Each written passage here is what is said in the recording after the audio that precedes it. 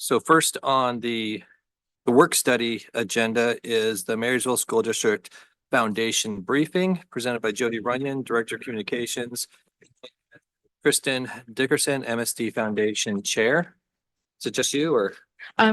We're checking to see if she's on Zoom. So she was invited to come in on Zoom because she wasn't able to be here in person. Okay. She's a very busy mother. Sounds good. So Christian, if you could check if she's logged on. That's the only thing. Okay, well, we'll go ahead and get started. And if you happen to see her, if you could just alert me to that, that would be great. I'd love to have her co-present, and if not, we'll just work through it. So thank you for this opportunity. I would like to highlight a few areas of the briefing paper for the Marysville School District Foundation. To give a little bit of background, the Marysville School District has had a foundation since 1984, and that went through actually 2020. But from 1984 through 2015, the Marysville School District Foundation primarily consisted of employees, and the executive board was employees. They did serve in that capacity as volunteers. The foundation raised money through donations from the public, but also from employees. So employees had an opportunity to do payroll deduction once a year, monthly, however they saw fit. Typically, what happened with those funds that were raised is scholarships were developed for graduating seniors of employees. And then we had a retirement celebration where our teachers and employees, other paraprofessionals and others got a golden apple when they retired from the district. So the foundation paid for those expenses. So I'd like to fast forward just a little bit because that practice stayed in process for several years. In 2014, after the Marysville-Pilchuck High School tragedy, a group of MPHS alumni gathered together to form the Marysville-Pilchuck High School Memorial Foundation. So that stayed in place through approximately 2019, 2020, where they worked together. So the Marysville School District Foundation was still in place, and the Marysville-Pilchuck High School Memorial Foundation was in place. That fund, the Memorial Fund, was put in place to support families and students after that tragedy. So we then move into 2019, 2020, and about this time in 2020, the Marysville School District Foundation had become somewhat stagnant, and that was for a lot of reasons. We had school closure and COVID closures at that time, and it just wasn't functioning as a true foundation, including the scholarships for students and the gifts for retiring employees. So by 2020, the Marysville School District Foundation and the Marysville-Pilchuck High School Memorial Foundation merged and created a new 501c3. So when the foundations came together, they had a collective agreement to continue the work and to develop scholarships and more. So scholarships for graduating students and do more in support of the Marysville School District. Throughout this time, the foundation has stayed active. However, the board of directors for the new foundation, which now was primarily made of community members, it's kind of spread out a little bit thinner because those parents have moved, their kids have graduated, and so on. And so currently, the current foundation chair for the newly formed foundation is Kristen Dickerson. And I don't know, is she on board yet? Okay. And also a newly elected officer to serve, Anna Soper. So Anna and Kristen are both Marysville School District alumni and community members. And they do have a desire to build a very strong foundation in the Marysville School District with some goals to achieve that, which are listed on the briefing paper. This is where I was going to ask Kristen to kind of step in and talk about what the future goals are for the foundation. But what they are doing is studying best practices of other school districts, and they are trying to keep the foundation robust by generating more donations that can actually support the Marysville School District students, staff, and the district as a whole in many different ways. So their goal is to build a very strong, robust foundation, as I said, that will expand the opportunities for the school district and our students. Checking just one more time. Okay, something must have come up for her. So are there any questions that I can answer about the foundation and its purpose? Questions? No, I would just say I know Anna really well, and I'm sure she will do a good job with this, and she's a real go-getter, so.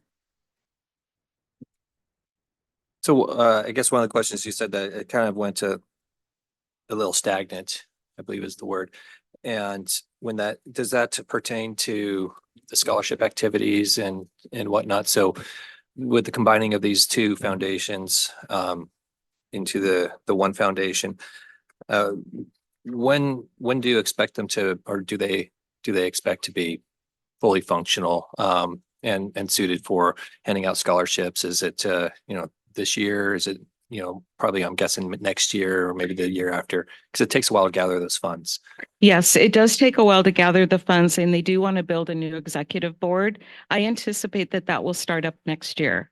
And and I know I kind of briefed through the briefing because I've assumed you've all read it, but they also give out scholarships for classroom teachers as well. So that has continued. Those practices have continued, but they haven't had a robust executive team to build up those donations. So I think next year we'll be able to see more activity from the foundation. Okay, great. Thank you. Just have a quick question. Are there ways that we can, as the district, give them a little more visibility and support so we can help them along in their work? Yes, thank you for that question. We absolutely can do that, and we can do that through communications, web, social media, just to make sure that people know they are a presence. I should have said this in the beginning, but they are separate from the Marysville School District. So even though they're called the Marysville School District Foundation, their funds are not melded with the Marysville School District funds. And their funds can be used for different purposes. As you know, and people have learned through all of our school district finances, funds are usually earmarked for certain purposes. Foundations have a little bit more flexibility in ways that they can support school districts. And so, but we can make them more visible. We can share that they are a partner, and we can link to their website, which we actually have already done. And that has been in place for quite some time. That's great. Thank you. And I just appreciate the work that the folks who are currently on the board are doing. And know that it's always challenging to find new board members. So however we can support those efforts, happy to do so. They have a very strong desire to build it up. And is she online? Okay, can you connect her so we can hear just a little bit from her?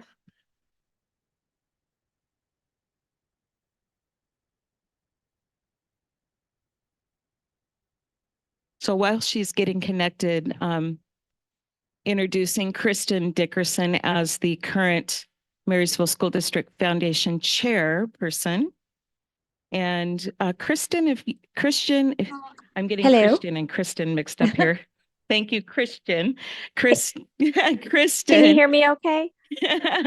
If we just got to the point. A little bit of an echo. Hello. Can you hear me okay?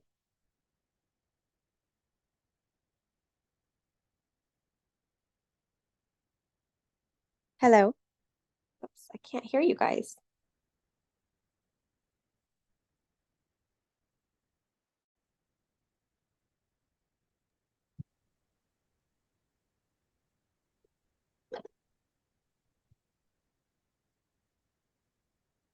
Kristen, can you hear Oh, us? yes, I can now. Can you hear Okay, me? just one moment.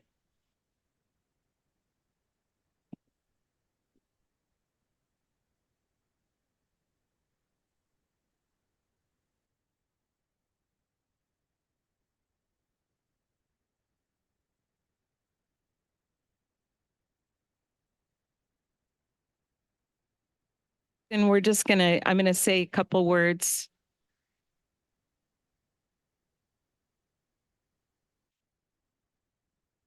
Okay, we're getting a little bit of feedback.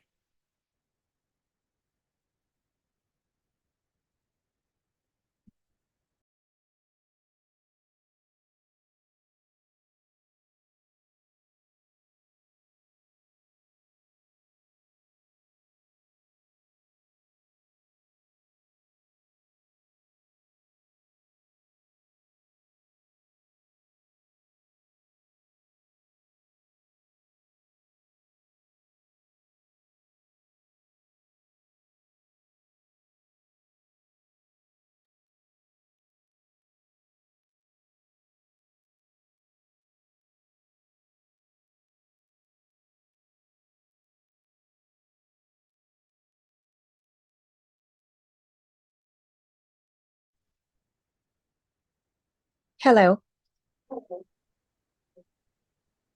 Hello, Kristen, can you hear us? I can hear you guys. Can you hear me? Now, if you want to go through your presentation, that'd be great. We appreciate it. Okay, I'm sorry I keep disconnecting. Yeah, Jody had actually put together something for you guys. I'm not sure. I kind of came in at the tail end of her speaking. I'm not sure if she was able to go over everything with you guys. But yeah, I'm an MPHS alumni. I graduated in 2003. And we started the foundation after the shooting, and we just wanted to put together some scholarships and memorial of the lives that were lost. And it sort of just flourished into something bigger and better than we really had imagined. But I kind of like what Jody had said. It was sort of stagnant for a while there with COVID and people on our board moving away. And so now it's just been left with just a few of us. And we're hoping to gain some more visibility and focus so that we can build it up to what we know it can be. And as she mentioned before, we do scholarships as well as grants for teachers. It's called the Caring for Your Community Classroom grant. So we have that, and we really just want to get the word out there. We've updated our website. We have a couple board members leaving and hoping to find some new ones that we can elect in their place, and just really looking forward to that.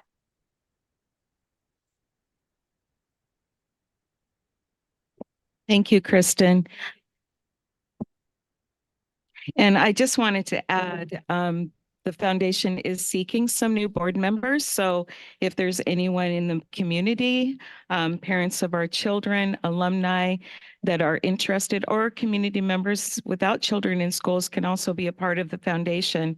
So on the briefing paper that is linked to the agenda, and made public on our website, if anyone is interested, they can reach out to Kristen and complete an application to serve on the Marysville School District Foundation Board, which is very rewarding.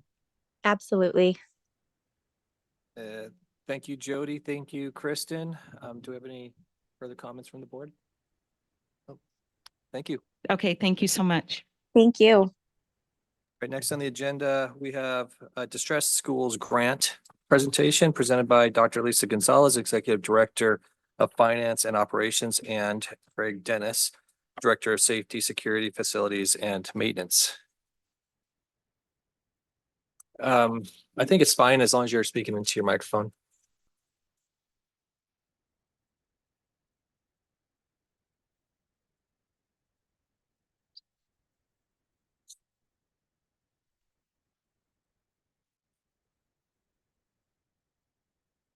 So good evening and thank you. We're going to briefly review the Distressed Schools Grant for a number of reasons, but most specifically because we just received confirmation we're actually moving ahead with this project as quickly as we can. So let's go ahead to the next slide. At this point in time, as staff has worked together since the beginning of the school year, specifically on the facility side, we've calculated that there's an estimated $50 million worth of current needs within our district. You can see a wide array, excuse me, that slide. Okay, perfect. Of the types of facility needs that we have. They range anywhere from light bulbs that no longer have any replacements, to digital access systems, to air conditioning, to heating, to vape detectors in our secondary schools, ceiling for bricks, parking lot lights, air handling control systems. There's an awful lot that we need to do to be better stewards of our school facilities. Next slide. So we were approached by Representative Mary Fossey, and she asked us to come up with a list of what we would like and an amount of money that we would be able to use to address our most urgent needs, which gave us a window to sit down with everything that we showed on that last slide and come up with the ones that we felt were most pressing. And when we did that, we itemized those and we came up with an estimate. It was approximately $5.95 million. We received a little more than 50%, almost makes me wonder what would happen if we had asked for 20 million. But what we received $3.6 million. And I really want to say thank you to Representative Fossey as well as the Washington state legislators, because they were the ones that made the decision to allow Marysville School District to have these funds. Next slide. So this is a little more about it. We asked for 3.6 million. It was allocated in the 2024 supplemental capital budget. These funds can only be used for specific types of capital improvements. And they let us determine what those are. And so what we did is, and Greg will explain this, but we went back and we took a look at some of our options. The requirements are that we spend the $3.6 million. We have to follow the basic public works rules and regulations. So any rule that already exists for any work that we would do on a school campus, we have to follow those rules. And the best part is that projects can start immediately. And so that's what we're going to be working on over the next couple of weeks, is getting things queued right away for work this summer. Next slide.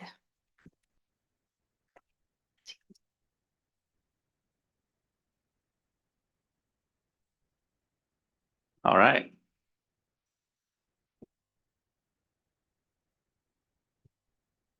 You guys are doing great behind me. I'm Greg Dennis, Director of Safe Security Facilities, as already identified by Dr. Gonzalez. So a team of us got together, which included our maintenance tech leads, Joe D'Ambrosia, who's our electrical lead, Rich Green, who's our mechanical HVAC lead, and TJ Schmo, who's our carpenter lead. We got together with this $50 million list and the $6 million list, along with some previous documents like our capital facilities plan, and went through and prioritized what we needed to spend this 3.6 million on. Next slide. So what we've prioritized is, and you can see we were very intentional about a grade level, but we were not intentional about naming a school just in case we needed to change our priorities based on a catastrophic event. But we have one elementary school in need of a boiler replacement. We have one preschool and one elementary school in need of a roof replacement, one elementary school that needs an electrical upgrade. And when I say electrical upgrade, that's a full upgrade, including the panel. Doesn't have enough outlets to support our current technology needs, things like that. Heating system upgrade, which would be rooftop units, intercom system, that's your announcements, your bells, your clocks, at 3 elementaries and 2 middle schools. Fire panel upgrades at 1 elementary, 1 middle school, 1 high school. Complete fire system upgrades at 1 elementary and 1 middle school. 1 elementary school and 1 middle school in need of heating controls. That's what tells the heat when to come on, when to shut off, how much fresh air to bring in. And 1 high school that has significant siding damage from water, and probably because it was installed improperly years ago. Next slide. So OSPI has asked us to submit our documentation of what our projects are going to be. And so we will be providing them that information as soon as we have it finalized after this process here. We're also looking to update our standards District standards, if you're not familiar, that's identifying a specific product that we can use in this district or a specific manufacturer of a product that you can use. So that when there's bid alternates or substitution requests, the district has the ability to say no substitution requests. So we don't get into the practice of replacing things that are only 10 years old when they should have lasted longer. So we want to update that. We haven't done that since 2006 when we had our last bond measure. And then we're going to update our district facilities plan. I don't know if you remember seeing that originally. We had a 1 to 2 year need, 3 to 4 year need, 5 to 6 year need, et cetera. We want to update that obviously with the projects that we'll be completing using this distressed schools grant. And so we'll make sure next time we present, you have an updated list on the facilities plan. And then we'll look at what other options we have to maintain some of those other $50 million worth of needs and make some improvements, whether it's locally, whether it's, I think Director Reinhardt mentioned at the meeting with the city last week about, possibly looking at running a bond in the future, et cetera.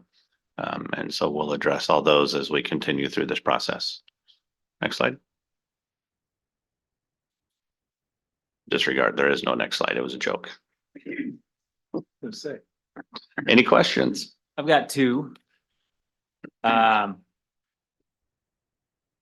first question is under that what has been prioritized slide. Is that list prioritized from first to last? No. Okay, so in the event that those 9 things that were pointed out, if that is outside of that 3.6 million that grant that we've been awarded, or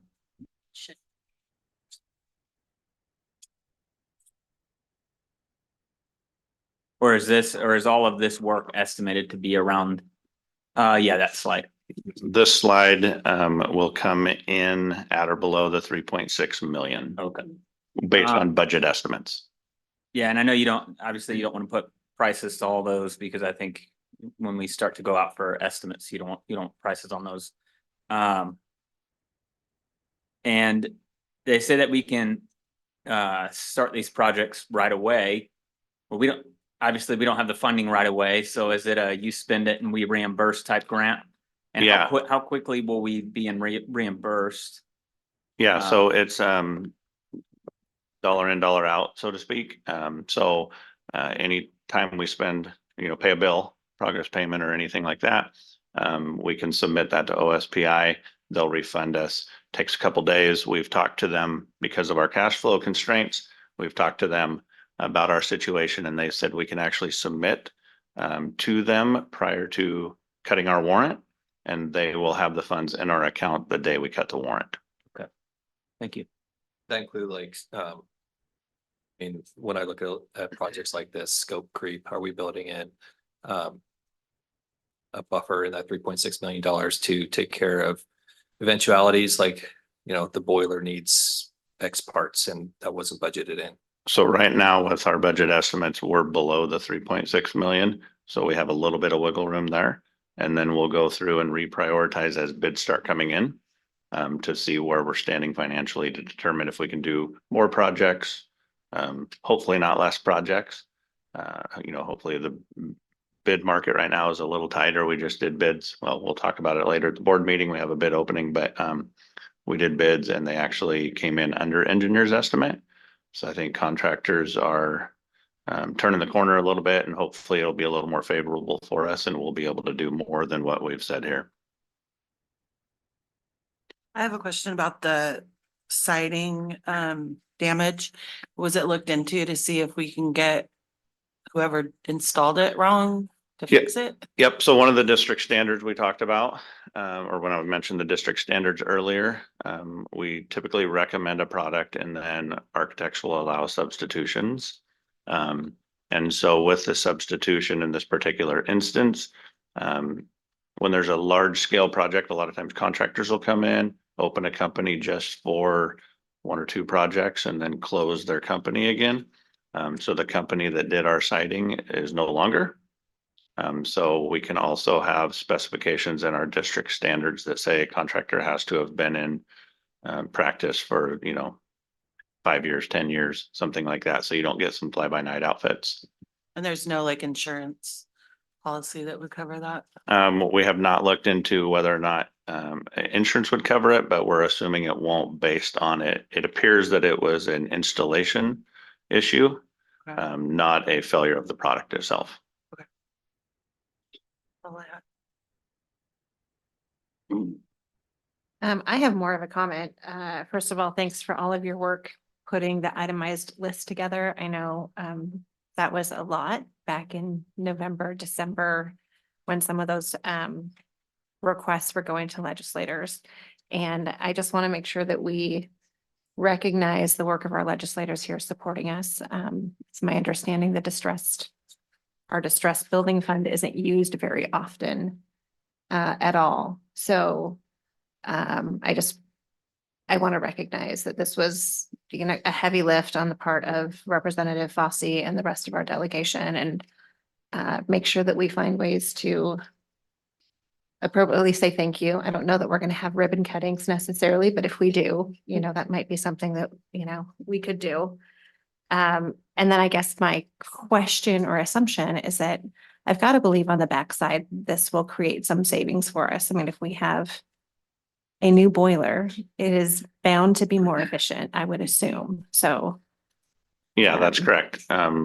Boilers, rooftop units are going to be way more higher energy efficient than the ones that we'll be replacing. So we should experience some general fund energy savings from that. Roof replacements, obviously protecting your investment, right? So everything below that roof will be protected. Plus you gain some efficiencies with your roofing and insulation, new insulation requirements and stuff like that too. So sometimes they'll make us do those upgrades when we do the roof replacement. That's yet to be determined based on our scope of works. Thank you. Thank you very much. Appreciate it. I You think bet. that's all the questions from the board at this time. Next up, we have the Highly Capable Student Services Annual District Plan 2023-2024. Presented by Brandon Moeller, Director of Categorical Programs, Finance and Operations Division. Welcome, Brandon. Thank you.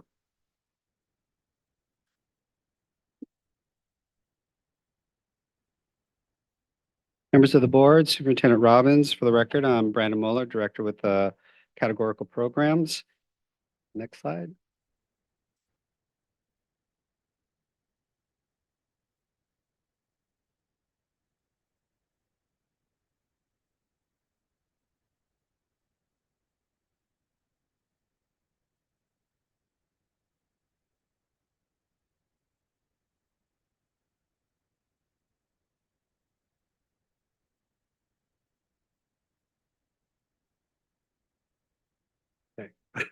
We are excited to share the highly capable annual district-wide plan tonight. Next slide. The process was not a top-down process or approach, as members of the task force and our multidisciplinary selection committee worked and played key roles in putting this together. And I'd also like to say I'm very grateful for all the people I met and worked with and the executive leadership team, which all worked on this process. They are a great support and guidance, and it was a great experience. Next slide.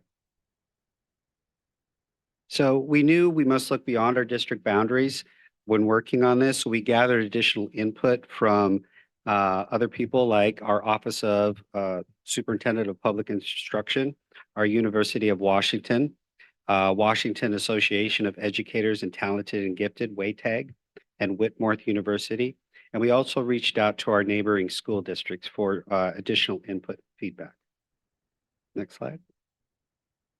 And we sought out partnerships beyond our own borders. We went to national organizations like the Montana Department of Education, the Texas Education Association, Purdue University, and the University of Nevada, Las Vegas.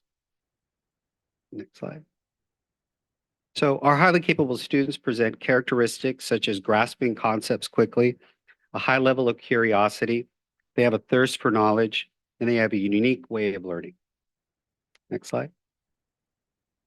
To meet our students' needs, we need to offer services that stretch their potential, provide tailored learning, amplify their curiosity, and present rigorous learning and a shared collaboration.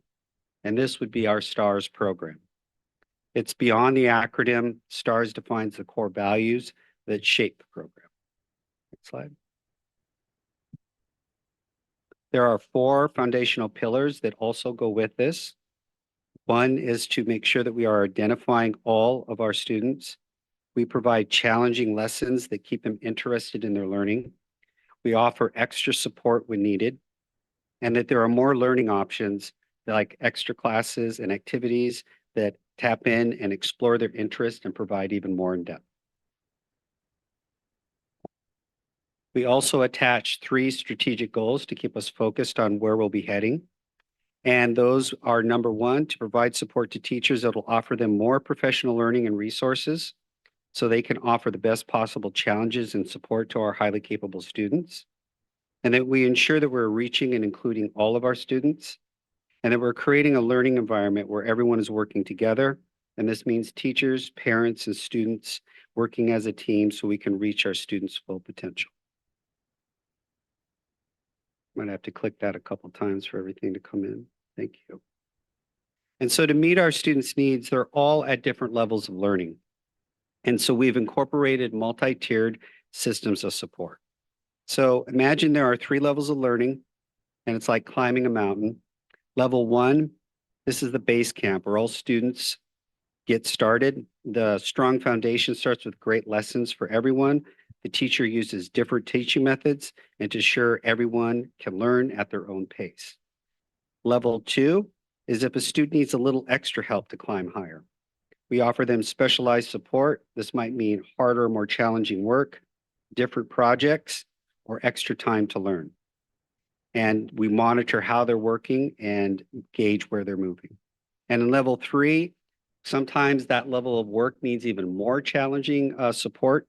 So we provide that, especially when they're accelerated and they're moving at a fast pace. So you'll see challenging projects, sometimes even skipping lessons or telescoping, and providing that ongoing support that they need so they can continue to grow. And the reason this is so important is, again, our kids all learn at different levels.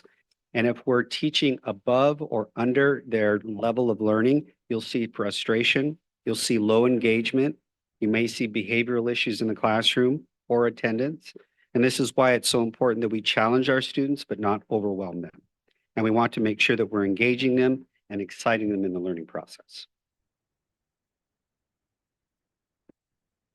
And we also have a new system structured to help find our highly capable students in the district. And here's how it works. First, we will assess our students universally in 1st and 5th grade to see how they're doing.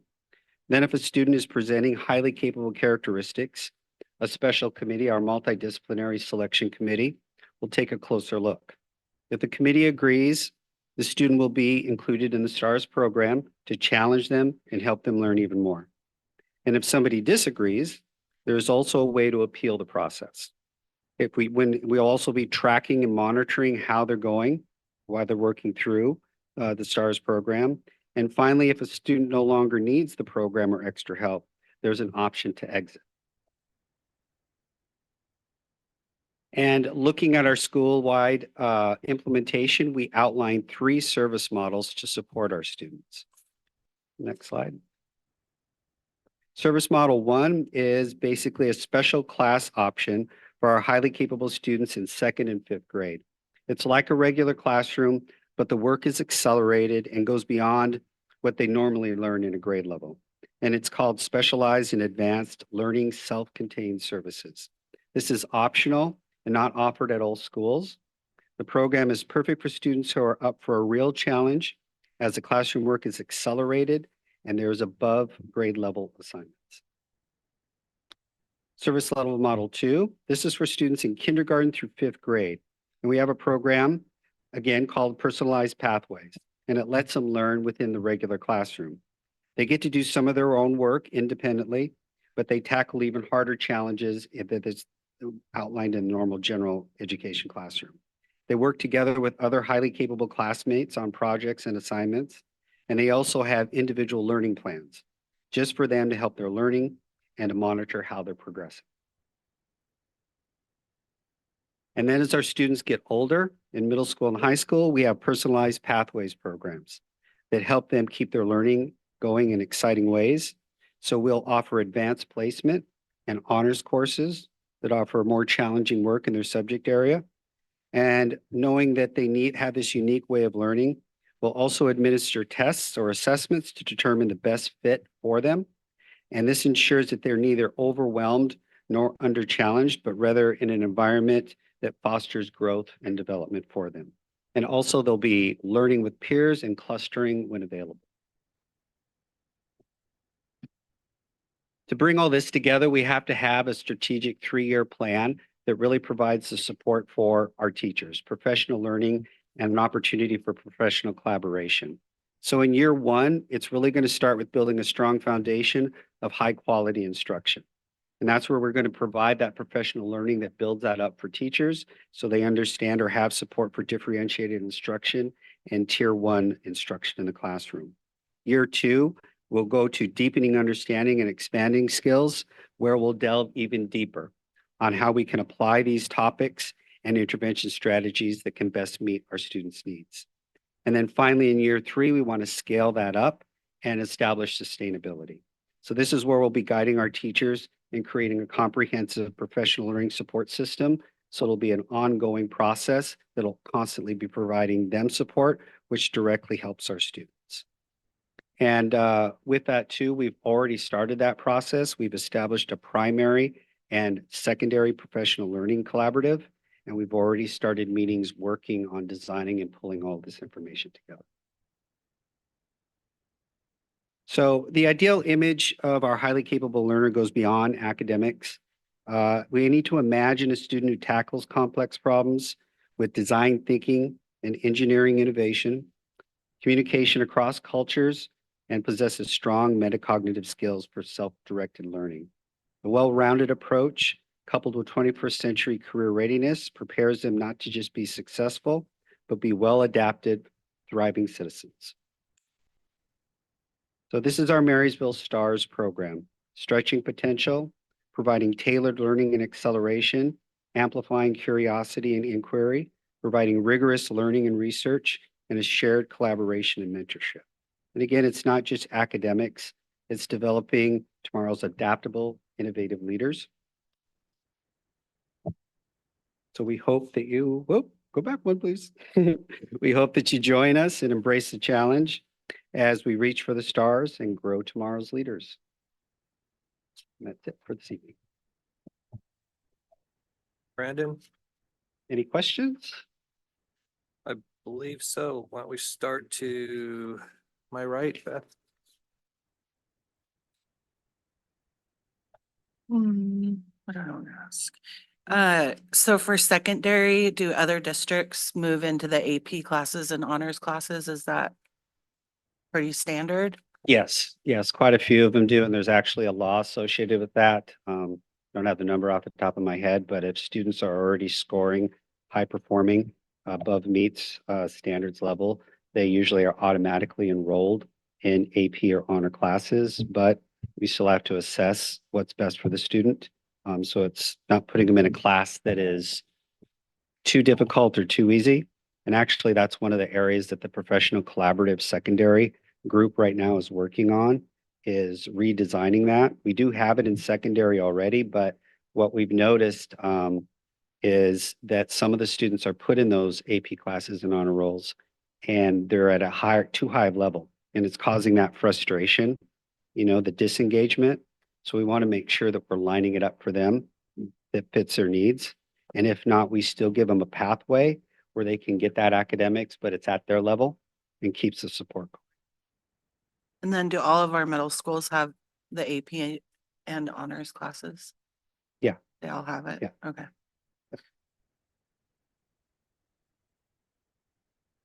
Who's on the multidisciplinary selection committee? We have teachers, we have principals, assistant principals, or no, principals, teachers, we have directors with special education, executive directors, whole group Is it of people that, possible to get who, like the specific people? yeah, I could list it out. We have principals like from Pinewood, or no, from Liberty. We have principals from Cedar Crest, thank you. Also from Pilch or from Getchell. We have again our special ed directors that are part of it. And we have teachers who are highly capable teachers that are part of the program too. Okay, that's all I have for now. First, I want to recognize the collaboration that took place before we've got to this point in the Hicap program with yourself, several community members, staff members. It took a big collaborative effort, and so I appreciate that. From what I've heard, there was a lot of good discussion. So obviously within our highly capable program, the support that we provide might change year to year based off of the students going into the different levels of the programs, correct? Yeah, So would you say that our highly capable program is a pretty flexible program? I would say past practices, I don't know for sure. I would say that's where we need to go to be more flexible. That's why we kind of focused on the multi-tiered systems of support.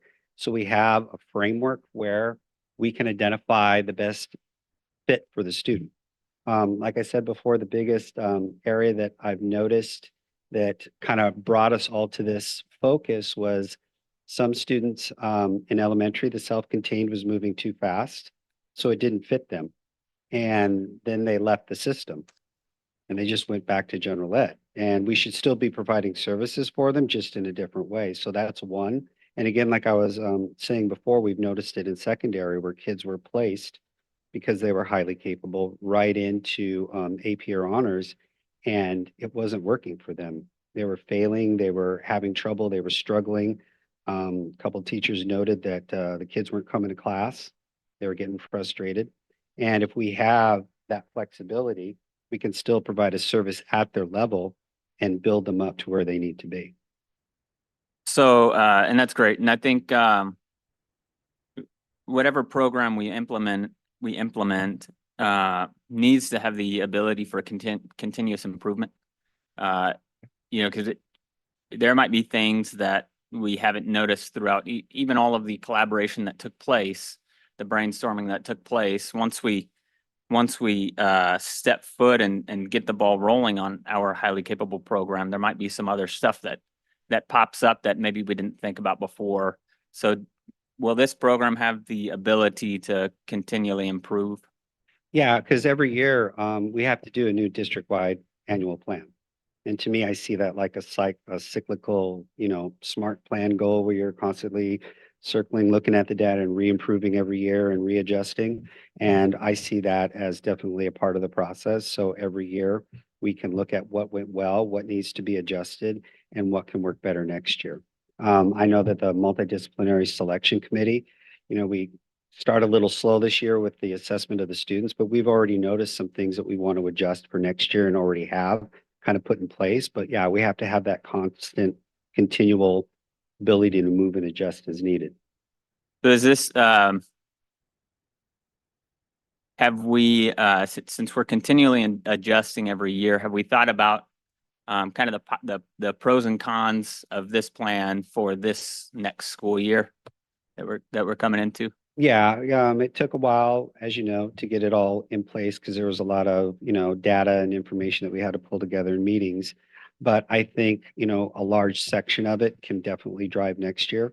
A lot of it is set up for next year. Some of the dates that are outlined is for next year.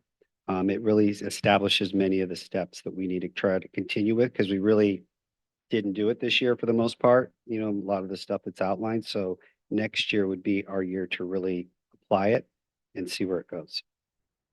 For the elementary portion of Hicap, is it still the district's intention to house two programs, one at Pinewood and one at Liberty? Yeah, that's a preferred goal to have self-contained at both Liberty and Pinewood, but then also allow that service model too, that if a child or parent does not want that option of self-contained, they can still have it in their general education classroom. And I know obviously with our fiscal constraints, there's a very real possibility that if a classroom goes into overload, we might have to shift resources to fill a Hicap space with students who aren't in Hicap. Is that true? I can Yeah. actually speak to that, sir. So one of the things that I've had a lot of conversations with Mr. Moeller about is making sure that our program, our self-contained program, stays self-contained. We had a unique situation this year. I don't want to have that situation next year. So the thing that we are going to do is we're going to make sure that there's enough testing so that the kids who qualify for self-contained can get in. The hard part of that is making sure that because we can't run a class with 15 kids in it or 12 kids in it or 5 kids in it. So similar to what we're doing at co-op, it's like if there are not enough kids, the class doesn't go. But by making sure that we test students and give many kids an opportunity, we should identify all the kids that we need for these classes. But the thought is to keep those programs as self-contained as possible. And if there's a potential that it's not, have we thought about, because I think there is the potential that it won't be. So have we at least thought about what maybe some of the negative consequences from that are? And maybe do we have some mitigation techniques? Because we've learned from an experience that has happened in the past. And so are there mitigation techniques that we've developed to kind of better suit our students if that were to happen again in the future? Well, I think the tiered systems of support is one of those ways because we're going to look at the students individually and their needs, and then we can plan instruction at their level. And the other one is ensuring that we can cluster them. Kids work great when they have the opportunity to work in collaborative groups. So those are, I think, two key components that we can add that are flexible but still provide that support to the students. Yeah, I want to make sure that when something that typically is unprecedented that happens because of an emergency, which that's what it was, that we kind of learn from that, and that way if it happens again, we kind of have the tools to move forward. And then my other question, I guess really is just another comment because I don't want to take up everybody else's time, and I'm sure there's more questions that I have that some of the other board members might have as well. But from what I've heard from other community members is in the past, our highly capable program was not as comprehensive as it is today. And I think that there's a lot of testament that goes out to yourself and a lot of the other parents of Hicap students and teachers who undoubtedly put in a lot of, of their own time into making it what it is today. And so, again, I appreciate the legwork on that. I think it came from the right people whose students it eventually will affect, and from teachers who it'll ultimately affect as well. So, yeah, I appreciate that, and I appreciate the fact that you and I think the district understands that it's something that isn't set in stone, but that it's able to be continually improved. Because ultimately, you can always improve something in any program. So keeping an open mind when we're going through the program and adjusting accordingly. So I appreciate it. Thank you, Dr. Krebs, or Director Krebs. Yeah, I agree that we had a lot, sorry, I'm doctorifying you. But yeah, we had a lot of great people that supported the process. And what I can say is they have a lot of passion in what they do, from teachers, students to parents. And it was great working with them, and you could really feel it when they came through. And it is something that we'll continue to work on. That's why I'm also excited about working with the professional collaborative groups. I think they're going to bring a lot to the table as we're meeting with them all the time. And then also continuing to meet with the parent groups, getting feedback as we continue to grow on this. All right, thank you, Director Krebs. Director Michael? So I want to just echo some of Director Krebs' comments with respect to the process. I think it's hard to come in and tackle substantial changes to a well-loved program. But I also really want to acknowledge the work that the parent groups have put in, and that they came in very solution focused. And there's been a series of conversations. And I think from where we started to where we are, there's been substantial movement. And so that's a great thing. I also, this is an expansion of services. And I also want to make sure that we recognize that because we're finding ways to serve more kids and identify more kids.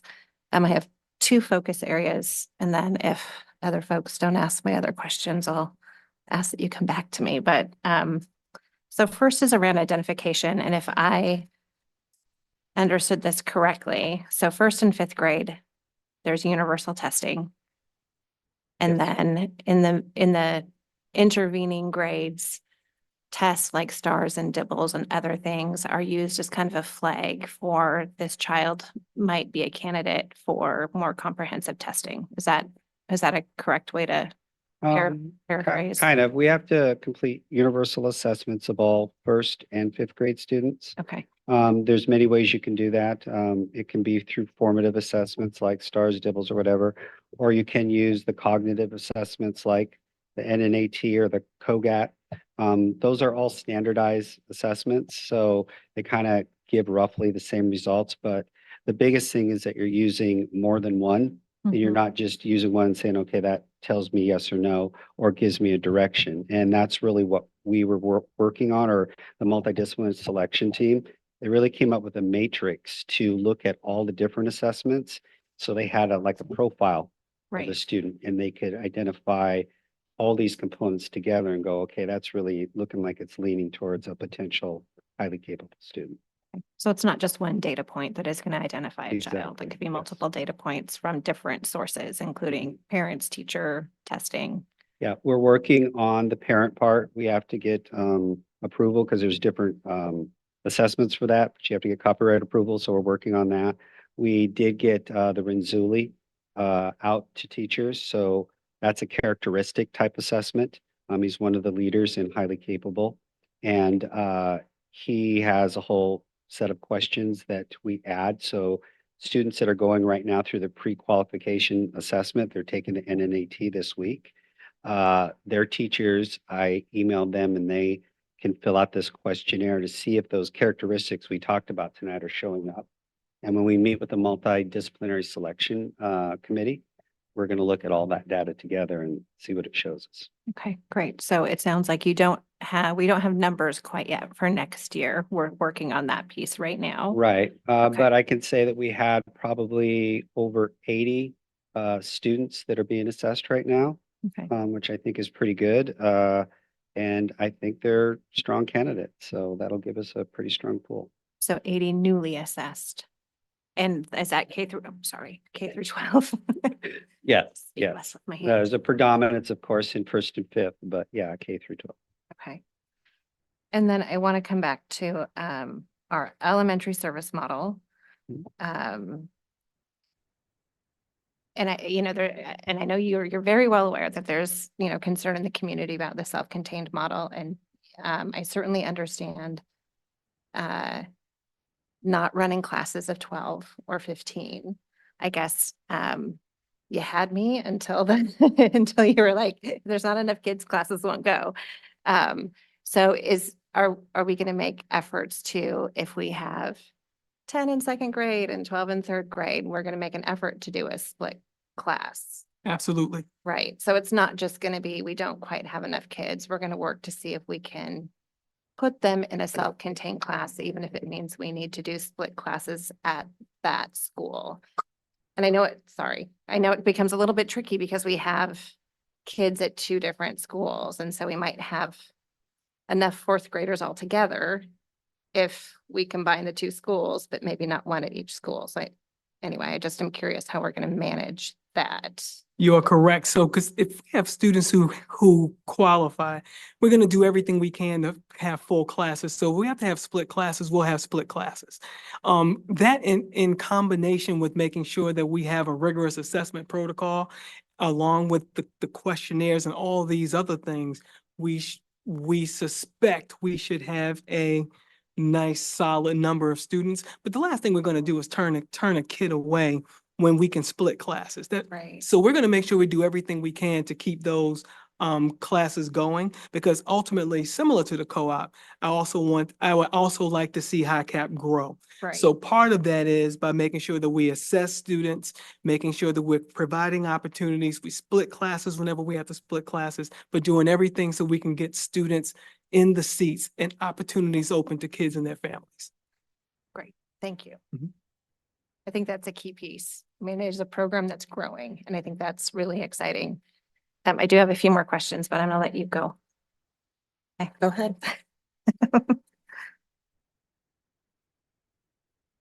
So reading through this piece, can you just walk through our secondary pathways again? And I didn't.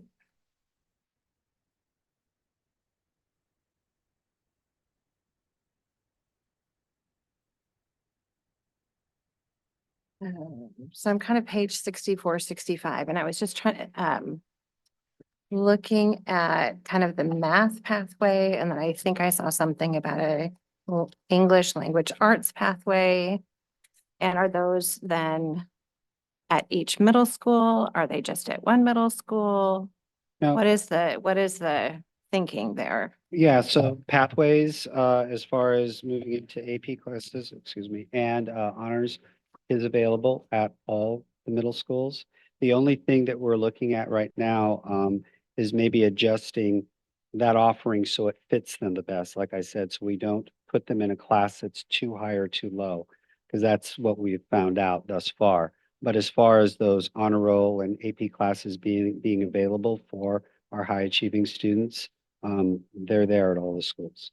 Okay, so if a student met both kind of the criteria for advanced math and advanced English, they wouldn't have to choose between the pathways. They would have access to both pieces. Right, and one of the aspects they're putting together right now, the Secondary Professional Learning Collaborative, which will also work with their principals on, is when they look at that, deciding, again, this looks like where you could go, in this high ELA or high math class, but we're also going to assess them to see if that's really the right fit. So those pathways are there, but we want to make sure that it supports where they're at. So is the intent to cluster students at middle schools together? Yes, when applicable, that's on the outline that we want to try to cluster them as best we can. Okay, There's scheduling and stuff that has to be put in there, but whenever we Sure. can, that's definitely something we're looking at. And if I can speak a little bit to those secondary classes, because one of the things that I very much would like to see is for us to grow our advanced placement and honors programs at the secondary level. But the last thing, we can't make the assumption that a student who is gifted in math is automatically going to be gifted in English, or vice versa. So we want to make sure. So I appreciate what Mr. Moeller is saying about making sure it's the right fit, because the last thing we want to do is to put a kid in a class and they start to drown in it because it's not their thing. So I don't know so many years of working with students. We have some students that were really good at biology, so they had AP biology. We had some kids that were really great in English, so they were in AP English. And if we tried to put some of those kids like in AP calculus or AP math, they will say, absolutely, Dr. Robbins, this is not for me. I'm good with this class. So it's so important that we have the right fit so that we're doing right by children. If they qualify for both, if they like to try both, fine, but that should be, the students should have some choice in that, because typically we will have students who will be gifted in both, but then we don't want to just automatically assume and then put kids in an experience that they're not, that they really wouldn't want to be in, nor will their families. I think that's all I have for now. Okay, Director Davis? I just also want to reflect that this process, the work that was put into coming to this plan, it was a lot of work. It was a lot of collaboration, and like Beth said, coming in and starting off with this task, I just appreciate the work that you put into it.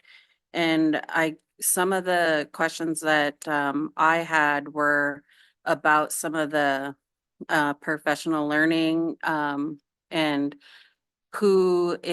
what teachers have the ability to be a part of that and those communities, so that if we have students who are opting out of like a self-contained class, how are we making sure that our teachers that are teaching these students have all they need to ensure that we're still reaching all of our students that are Hicap?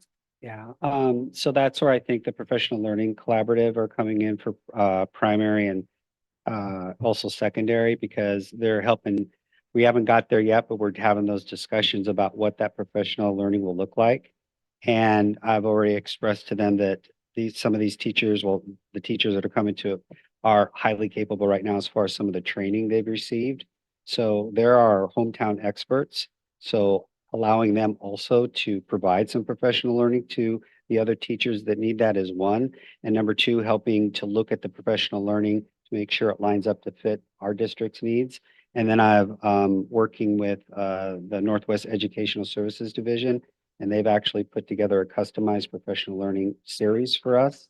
The first one's supposed to be starting here. We had to postpone a little bit, but it's going to be starting up here in the next few weeks for our highly capable people that are working in the collaborative, but it'll also go out district-wide.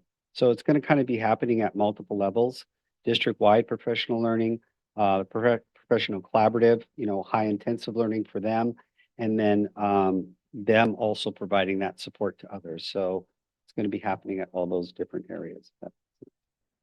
Yes, and I also liked the state report when they were talking about some of the kind of outside the box ideas where students are able to go and learn with professionals that are in Hicap, and then they can come back and like teach that subject within their classroom. Yeah. I feel like this plan is flexible, that it allows some of that opportunity for our students when maybe their interest is something outside of what we're offering in our AP courses. No, I agree, Dr. Davis. I think there's some untapped opportunity in career and tech and ed, some of those courses where you can get dual certified or dual academics for that area that they're interested in. I know my kids were taking a lot of those courses. They're interested in graphic arts and some making games, designing game design and coding. So as they're getting their academics, they're also focused on that. So I agree. I think, and my kids enjoyed it a lot, made school that much more enriching. So yeah, that, and then let me see. Just also that to hear that this is kind of it's a fluid process, and that we're going to keep looking at how do we keep making this better for MSD and growing this program is hopeful. So Thank you, Dr. Davis. Or Director Davis. I'm calling everyone doctor tonight. Sorry about that. nice. We'll take it. I'm on a roll. I've got one more quick and then Go you ahead, can Connor. go. So this might realistically, it might be a discussion with another director at some point for me. Although this question doesn't have to do with the meat of the highly capable program. I'm curious about the kind of to lay out my question, a student who transfers from a different area or is from a different area Mhm. gets bused to Pinewood or Liberty, is that student considered a Pinewood student or a Liberty student? Or are they considered a student of another district, but they are going to this school for this program? Oh, that is a good question, Director Krebs. Actually, from what I'm able to understand, they would be part of Pinewood's overall demographics. So they would be labeled as Pinewood. On the side, they would have their home school where they originated from, but their school there for then on out. If they're a Hicap student in either the self-contained Pinewood or Liberty, that would be their home school from there on out.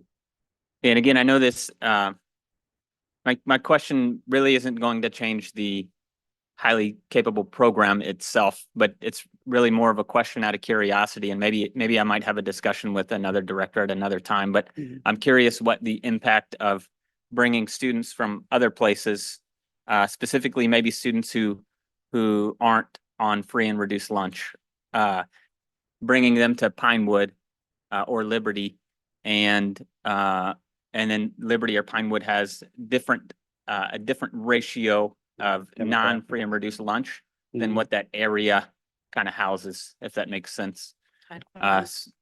So again, maybe I think it's a different conversation, Yeah. but I know that obviously Hicap brings in students from other areas, so I think it's a discussion worth having. No, you're right. I agree. So I can start pulling some of those and we can start looking at it as far as the demographics and what it looks like. Thank you.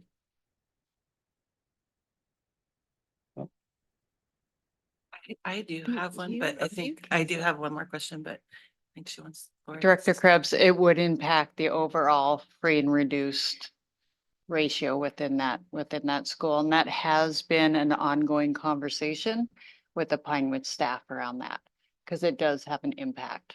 And I know OSPI outlines a process in which to make Hicap its own school. I don't know what negative impact that would have on MSD or if it's worth looking at. And because then that cohort of students wouldn't be classified as Pinewood students, they'd be classified as Hicap, and then Pinewood would kind of have their own numbers to bounce around on. Yeah, to an extent. I know that with something like that though, too, if a school is set up for like Title I funding and Learning Assistance Program funding, if they get put off to the side by themselves, then they wouldn't benefit from those funds. So even though they'd be like a school within a school, which is fine, but that other funding that would go to the rest of the school that they would qualify for, they wouldn't be able to tap into. So we'd have to, I guess, look at the pros and cons of it and really balance it out to see what that would produce. Yeah, I think if we're able to, if there's a potential that Pinewood is able to get funding based off of their free and reduced lunch numbers, Mhm. then obviously I don't want to obstruct that if we don't have to. And at the same time, I want to serve the students who are in Hicap. So I think it's a discussion that we can have, because I don't want to rob from Peter to give to Paul, if that makes sense. Mhm. So I just want to look at all aspects of the effects of our programs, even outside of how does Hicap affect programs outside of Hicap? So. Okay, I'll start pulling that. Thank you. And thank you for bestowing the doctorship upon Oh, yeah, myself. and I'm the state. spreading it around tonight. Yeah. So just one last comment in regards to that. So Pinewood is seen as one entity, right? So I just had a conversation today with Dr. Robbins around Marshall and Co-op. So the state sees them as two different entities because that's the way they are in the system. Right. Right. So we're going to do a couple shifts there to acknowledge that, like with school improvement plans. So they will now, starting next year, have two separate school improvement plans. So in seeing that at Marshall, right now at Pinewood, Hicap is not seen as a different entity, Right, right? So Pinewood is seen as one school. right. So the money that they get for that school is for all students. Right. And yeah, that's what that's kind of what I'm getting at is that Okay.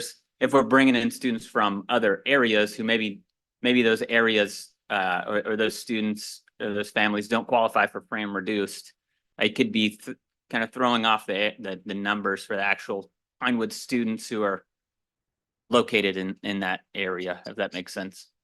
Go ahead and jump on. What's the difference if, like, what's the difference from Liberty and Pinewood though? If Liberty has high cap classes, but they're still a Title I school. And then Pinewood is not considered a Title I school at this point. So what's the difference? So the students generate the funds, Yes, right? So if you've got, let's say that you've got 200 students at a school, yep, right? So hypothetically speaking, let's do this easy. Pinewood has 200 students, 100 are high cap and 100 are not. There are 100 students right now that are generating funds for 200 students in that school. Right? If it were its I own, get that, but I'm just saying if Liberty's already considered Title I and then Pinewood has enough students, is there more high cap classes at Pinewood that are making it not a Title I school because of the their socioeconomic? Does that make sense? yes, Okay. no. Again, I think and I don't want to throw us off. We're talking about high cap. I think it's a discussion that we should have though at a later time if that's cool. I would just echo, I'm interested in the analysis. Yep. How's that? And we can make sure we do that and we can bring that to another board meeting because the funds follow the students and I'm hearing don't do anything to disrupt funding that a school would receive. Right. I completely understand that and we can actually have that analysis at another meeting. Yeah, let's make that an action item to kind of follow that thinking a bit. We are running a little bit short on time. You have another question? Just a quick comment, and it was the way Director Krebs phrased something that made me wonder if we have out-of-district kids in our high cap program. And if we're ever concerned about numbers, I mean, I know we're growing, which is great. If it's something that would be attractive to out-of-district families in order to keep the model that we are trying to support. I think our great programs should be attractive to all sorts of folks in think so our too. valley. However, the reality is right now, we do not have a lot of out-of-district folks in our highly capable programs at all. But there could be. Maybe. It could, I mean, if it works, let's do more of it. And I think that our programs are outstanding and I can see why they would want to be a part of our programs, quite frankly. So one of the benefits and detriments of going last is most of my concerns have already been taken care of and asked. I did, have a question about, what does the multidisciplinary selection process look like? That was answered. Thank you. And also thank you for all the work that you put in with the team here and the community at large. Also, it's good to know that that nothing here is permanent. If something's broken, we can revisit and fix it. It's not set in stone moving forward. One question that I do have, and we got a couple minutes, is you talked about tracking the performance and the capabilities and the skills of individual students. Could you run through what does that look like? Where does it happen? And how does it follow the student? Yeah, so what we're trying to put together is just a system where we can quickly look up some of their formative assessment data, and we can get a glimpse of what is their background or what their area of focus is. And with that, imagine also maybe adding some tidbits of information about what their learning style is, what their interests are, and that type of tracking would go with them. to see what classes they've taken. So you know which one should be the next one on their list. I think it's more of that. It's nothing totally specific, but I want to make sure that when people are helping the students, they're thinking about that stuff and they're pulling it together and they're having some sort of portfolio thought in their mind of these are the things they need to look at before I just push a student over here, or I just give them this assignment, you know, let's see what fits them. And let's also even hear from them, sit down and ask them, what are you interested in? And just having little notes like that. Me personally, I have a little database I'm making and I'm making notes like that. It'd be great if we could expand that a little bit more, but I know Midas is working well, and that's another thing that we're pulling together so we can have a dashboard of how our kids are doing, you know, how many there are over here and how many there are over there. And we can also then also target areas that maybe we know that they need more support in. So kind of that whole global aspect of that as far as tracking them and making sure that we're supporting them the whole way. So you said global, so at more than just a school level, where, you know, we do have students that move from school to school, especially, you know, maybe later on after they age out of the actual Hicap program and now into the AP side of things. So, you know, having that type of data to help our high school counselors make informed decisions as they get to that area is I think very important, so that, you know, not necessarily located at the school, but travels with the child as wherever they go, whether it's through Midas or our updated cumulative coming up.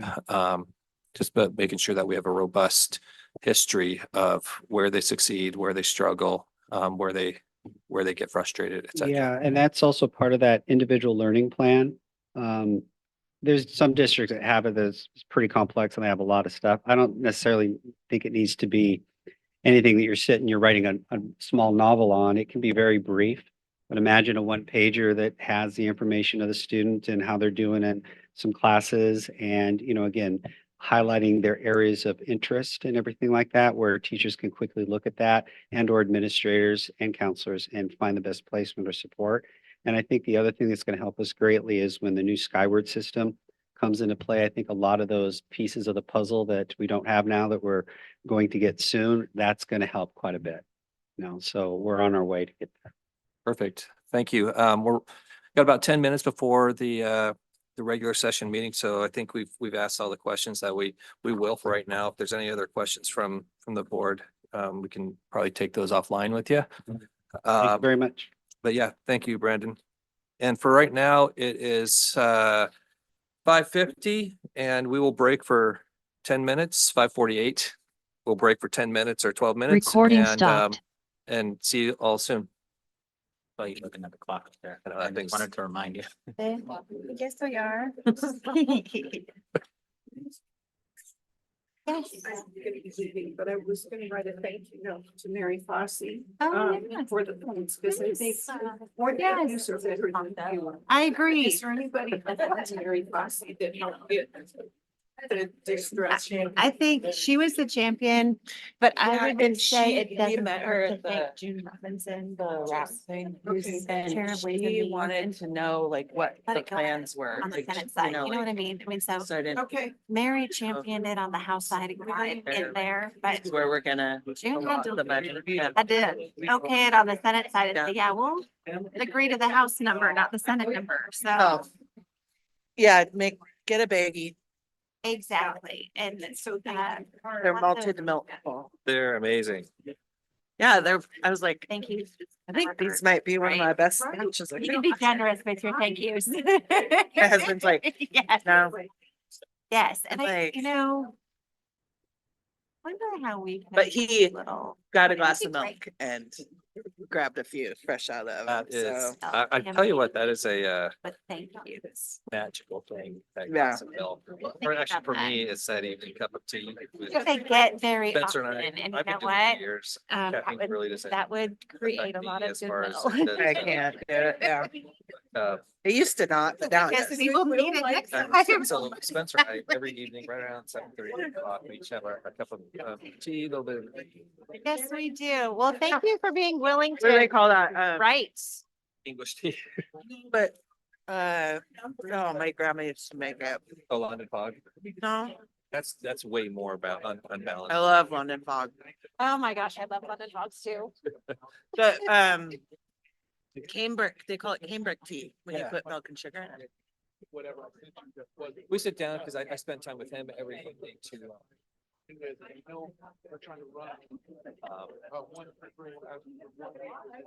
But you like do YouTube or something? Yeah. Cookie. Well, tonight, well, I guess you'll be late tonight. Sometimes I get in because the bedtime is, Mike's up, right?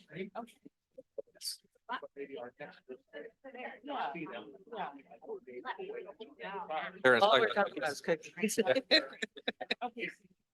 I feel like, yeah, and I would like you to be there if you can. Uh, Let me get some.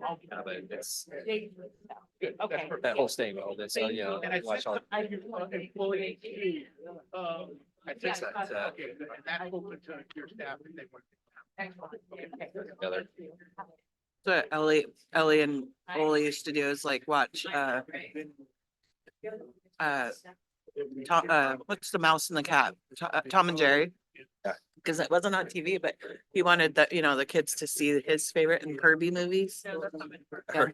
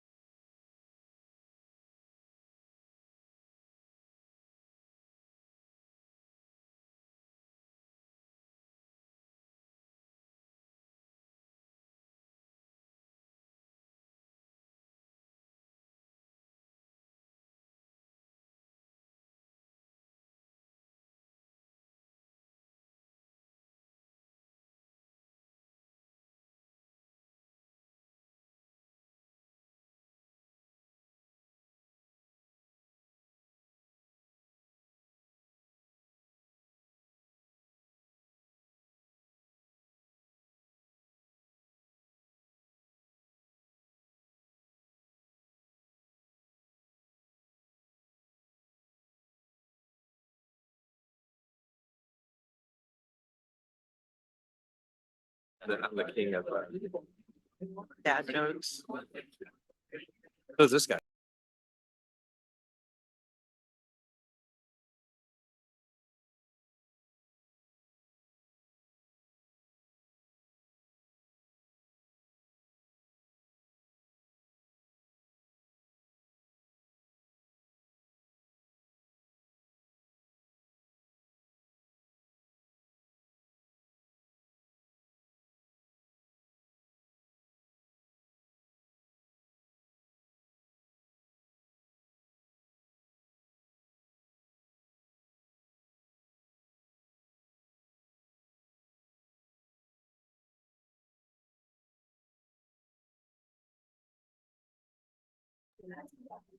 About 10 seconds.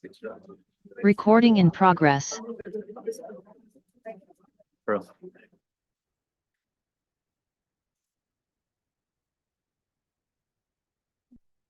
Test. Buddy, thank you for coming. It is 6 o'clock, May 6th, 2024. I officially call this regular session meeting to order. First thing on the agenda is our flag salute. So if everybody could stand up, if you're wearing a hat, please take it off. And Director Krebs, would you lead us? Yeah. Pledge allegiance to the flag of the United States of America, to the republic for which it stands, one nation, under God, indivisible, with liberty and justice for all.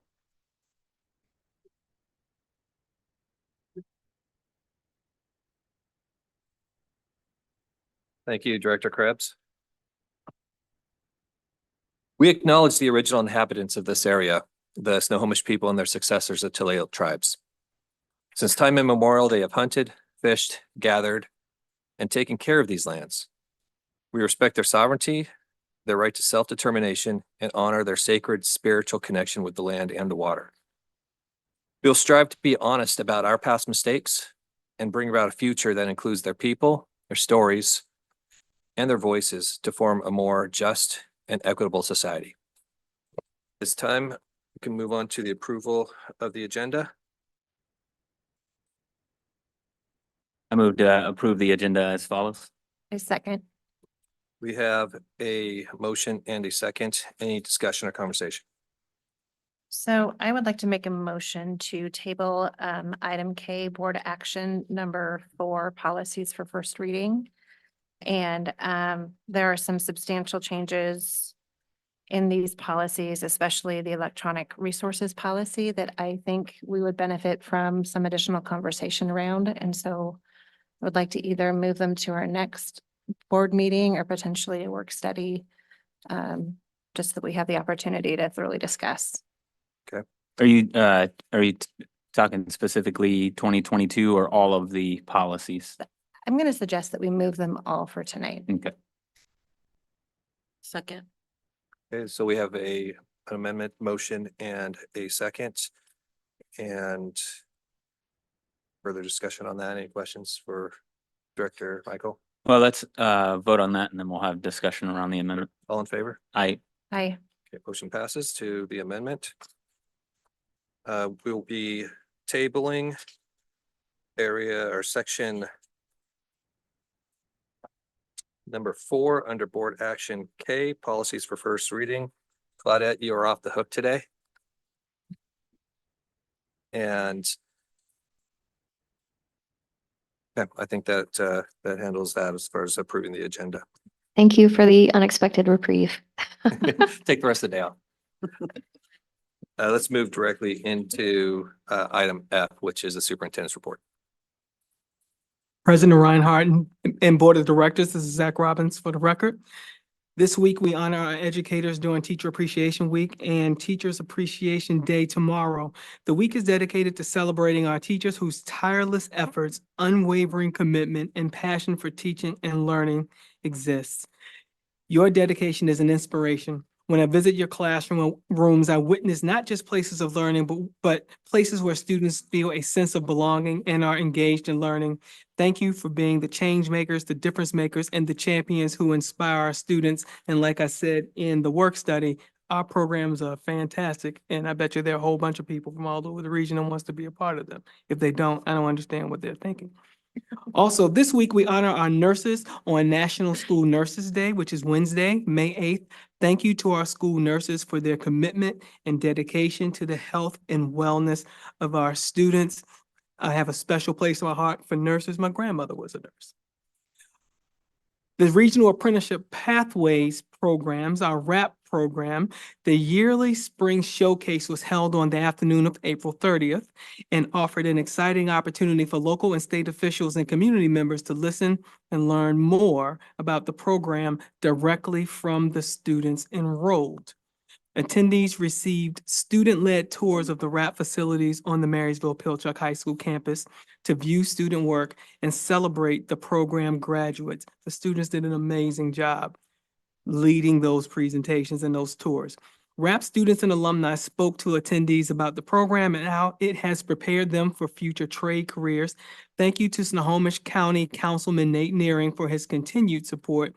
Thank you to State Representatives Mary Fossey, Sam Lowe, Carolyn Eslick, Keith Wagner, Senator John Lovick, former Representative Mike Sells, and Mayor John Nearing for attending.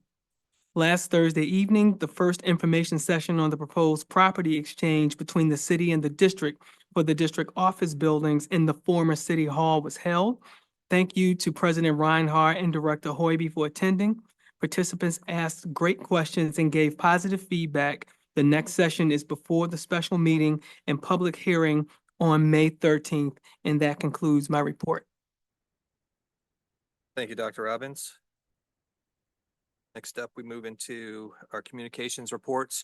And first thing on the docket is a school board student recognition presented by Superintendent Dr. Zach Robbins. Thank you so much, President Reinhardt. So right now, I would like to celebrate two of our amazing students, Deanna Frank and Claire Michael. So we have a proclamation for these two young ladies, and it reads as such: Proclamation of Academic Excellence. Whereas it is with great pride that we recognize and celebrate the outstanding achievements of our students, and whereas Claire Michael, a Marysville-Getchell High School senior, and Gianna Frank, a Marysville-Pilchuck High School senior, each participated in the United States Youth Program, Claire in 2023 and Gianna in 2024. Whereas the United States Youth Senate Program, through a stringent application process, chooses 2 delegates each year to represent the state. Whereas the program leaders chose Gianna Frank to be one of the 2 delegates from Washington this year, marking the first time in the program's 62-year history that 2 students from the same school district were selected in back-to-back years. Whereas Claire Michael and Gianna Frank have consistently demonstrated exceptional academic performance, achieving a 4.0 GPA and consistently ranking at the top of their class. Let me say that again, a 4.0 GPA and consistently ranking at the top of their class.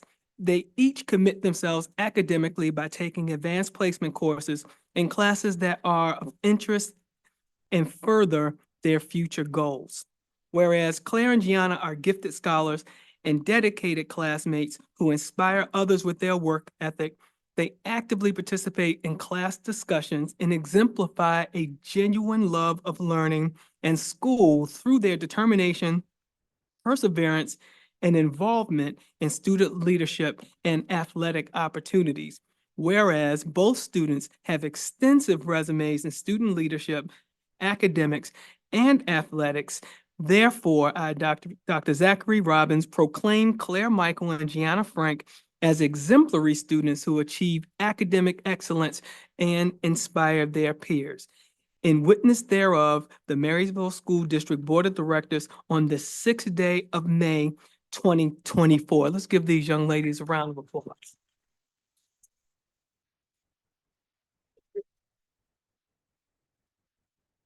Ladies, I need to put you on the spot for a second. So I wonder if you all would like to say a couple of words to the wonderful people who are here celebrating you in this moment.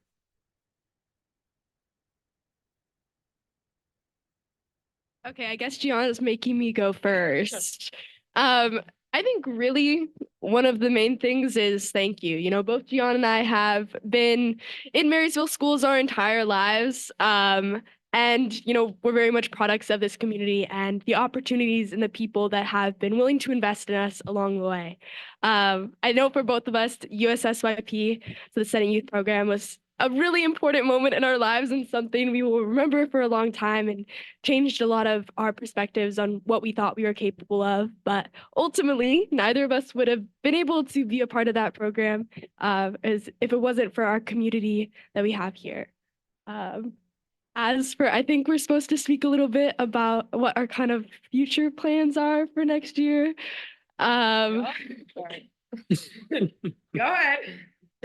I'm still very much getting used to saying this, but I'm going to be attending Harvard next year.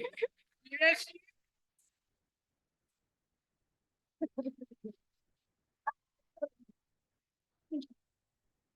Um, it's really fun to do these things with your best friends. And I'll be studying government. I am hoping to go into diplomacy or public policy, something in that vein. Gianna, your turn now. It's hard to follow after, but I'll try. Like Claire said, I think something that we both can appreciate is us growing up in the Marysville School District, being a product of, you know, our teaching from what our teachers had, you know, given us of information, and just growing to see what we are now is truly amazing. I couldn't have done it without Claire urging me to apply because I had heard her experience, and she had given me the plethora of how amazing USSYP was. So I decided to apply as well, not thinking that I would get it, but to my surprise, I did. And it was an absolutely amazing experience. And I think something that I would take with me is that a common theme throughout the whole program is service to others. And whether that I want to continue into a path of government or not, doing a career path that serves others in whatever capacity is definitely something worth waiting for, because just serving others, it's the best type of job that you can get, and just seeing the impact that you have on other people is truly amazing. My future plans are not Harvard, like my best friend over there, but I did just commit to California State San Bernardino for a track and field scholarship.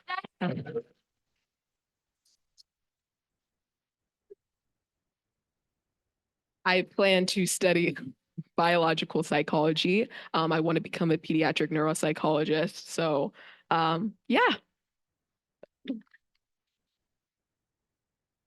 Yeah. Thank you once again from the both of us.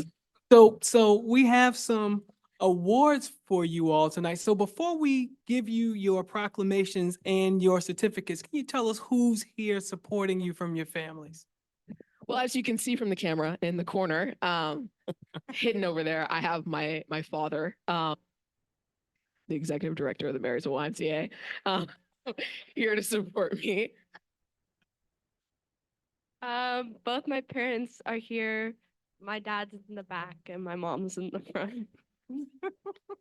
Folks, let's give these kids another round of applause.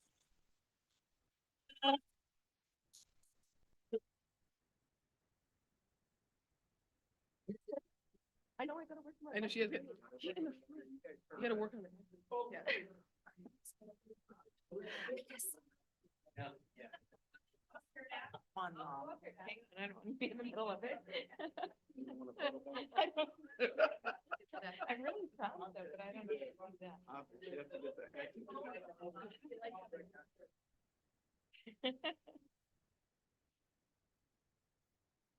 All right.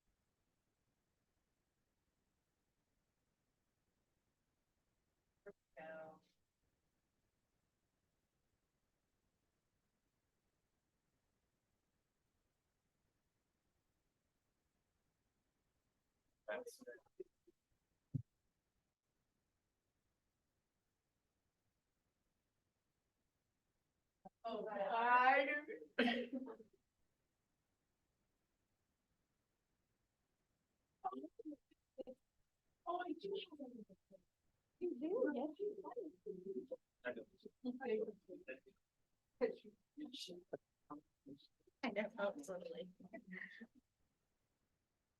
I think each other.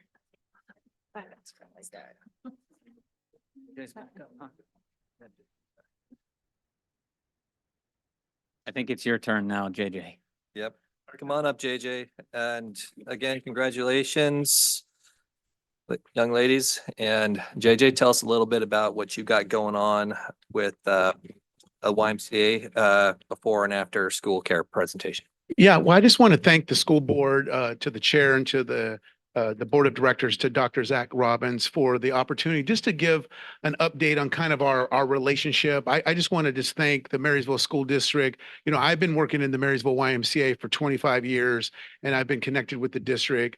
And we're going to just give you a quick update to just talk about where the current relationship is and how many lives we've been impacting with the Marysville YMCA and the school district. And so I have my colleagues here. Jessica, can you give your name real quick? And then also Tara Daniels, go ahead.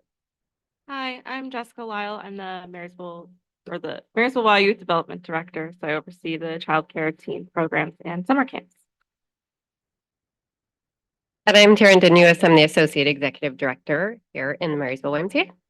And kind of like what was discussed earlier is like, you know, not only have I been here 25 years, but they're going to talk about how they're actually products of the Marysville school districts. And so what I'm excited about, if we can go to the next slide, what I'm excited about is when COVID happened, there was only a few, and Jody can attest to this, there was only a few services, essential services that were being provided during that time. You know, a lot of doors were closed, but we were partnering with the school district to make sure our families and our essential workers were getting childcare services during that difficult time. And it really helped me understand the importance of our relationship with the district and with the Y and continuing to serve families and children. And Terrence is going to talk a little bit about that relationship over the years.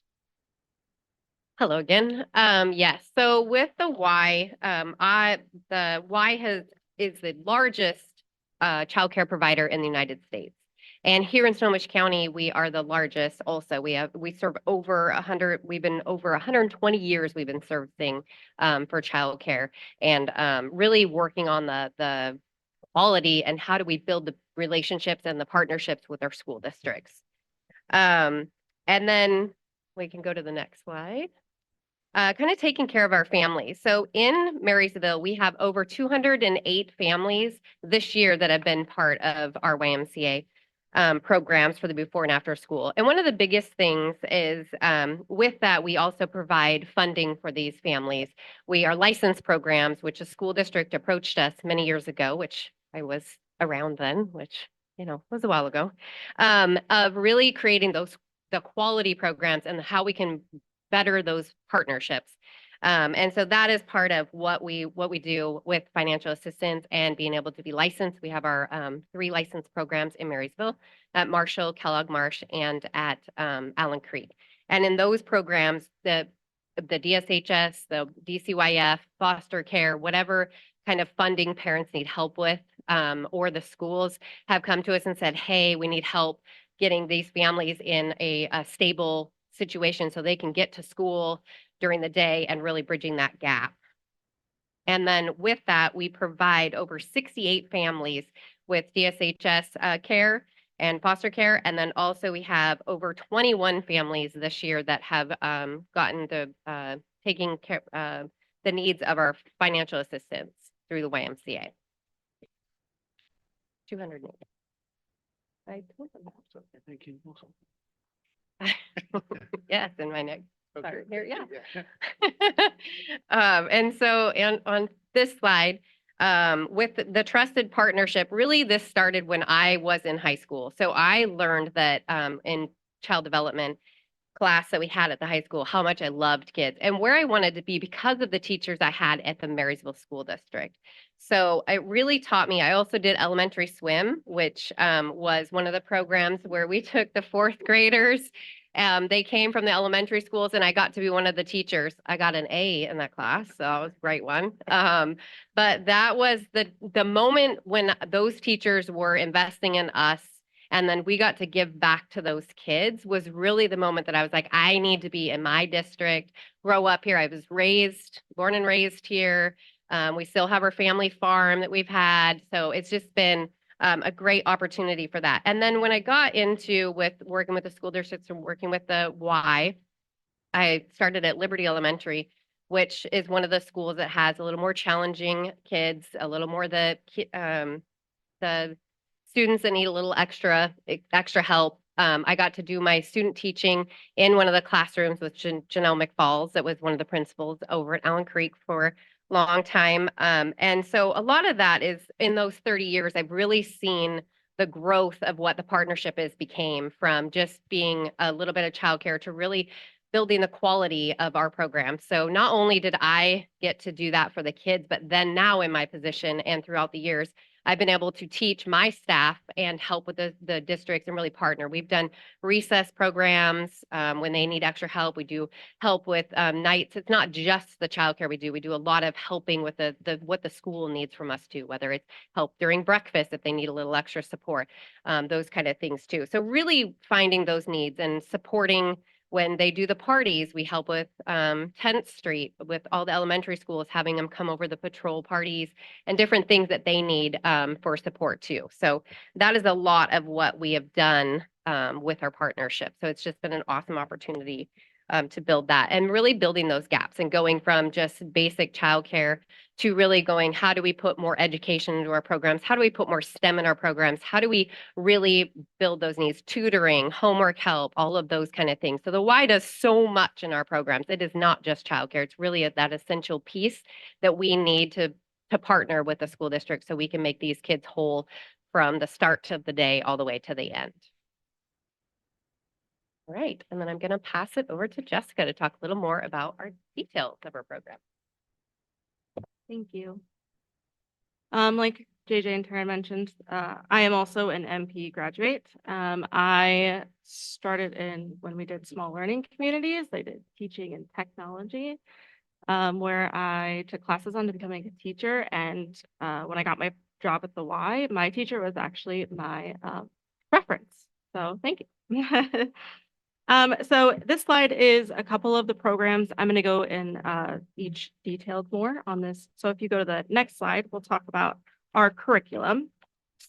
We follow a scaled curriculum, which scaled stands for STEM, career connected learning, arts, literacy, education, and diversity and global learning. We've aligned our curriculum since COVID. We really wanted to make sure that all of our programs across the Snohomish County were aligned. So with all of the Ys within Snohomish County. So all of our programs are using this base curriculum. It is a curriculum that has really helped the kids, and it's very open. You can, pick and choose which ones you want. The kids are allowed to vote on the curriculum that they enjoy. So they really have intent and purpose when they're doing stuff in our program. This next slide is called, this is our program quality assessment. So we have partnered and we now receive a learning assessment. We have partnered with SOA, and they come out to our programs and they basically they assess the programs in that we're a safe and supportive environment. The staff and youth interactions are engaging, and the youth are centered. So they're in charge of what goes on at the program. They have a voice and they have a say within our program. So it's been really awesome to we've seen a huge difference since starting this. And the kids they're a lot more engaged and they have a lot more say in what we do. This next slide. This is a STEM, so this was a Murdoch grant. So we have now we have 26 sites within Snohomish County, 3 in Marysville. And this Murdoch grant, we received a STEM coordinator who goes out to each program so that they're bringing STEM to everyone. So getting those kids, a new growth mindset, curiosity, critical thinking. They come out to each program or each Snohomish County program at least once a week. And the kids are also able to kind of pick and choose what they want to learn and kind of help them become little scientists of their own. If you go to this next slide, this is the one that we're, I think, most proud of right now. We received a grant through DCYF. It's called the Complex Needs Grant. So this was the grant that we're able to bridge the gap with that behavioral and mental health that we saw after COVID. We have been able to hire employees who focus strictly on behavior and mental health. So we were able to, they work on social emotional skills, resiliency through connections, mindfulness spaces, family support, and help train staff in how to better get the kids back to being little humans again, get back to regulating those emotions that they had kind of kept during COVID.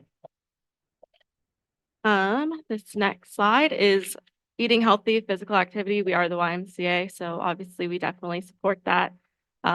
Bringing programs from the Y into our programs, making sure that we're practicing eating healthy foods. We do serve the kids breakfast and snack before school and after school, and follow HEPA guidelines to ensure that it is a healthy meal for them. And sometimes it's the only meal that the kids get other than at school. And my final little piece here is just our staff. We have wonderful staff. We're a licensed program. We train a lot. We do a lot of training to have to be qualified for a lot of things. A lot of our staff all went to school to become a teacher and they stayed in the profession of childcare. Or we're also a door that helps them into the district. They get a lot of practice from us and we just help build up their careers and build up their passions in teaching, and we like to share that too. Well, before you leave, Taryn, if you could please stand. I'm truly blessed to work with these 2 women. They are phenomenal. Just to have them be graduates of this district, and then Taryn being here close to 30 years, mentoring Jessica into her role.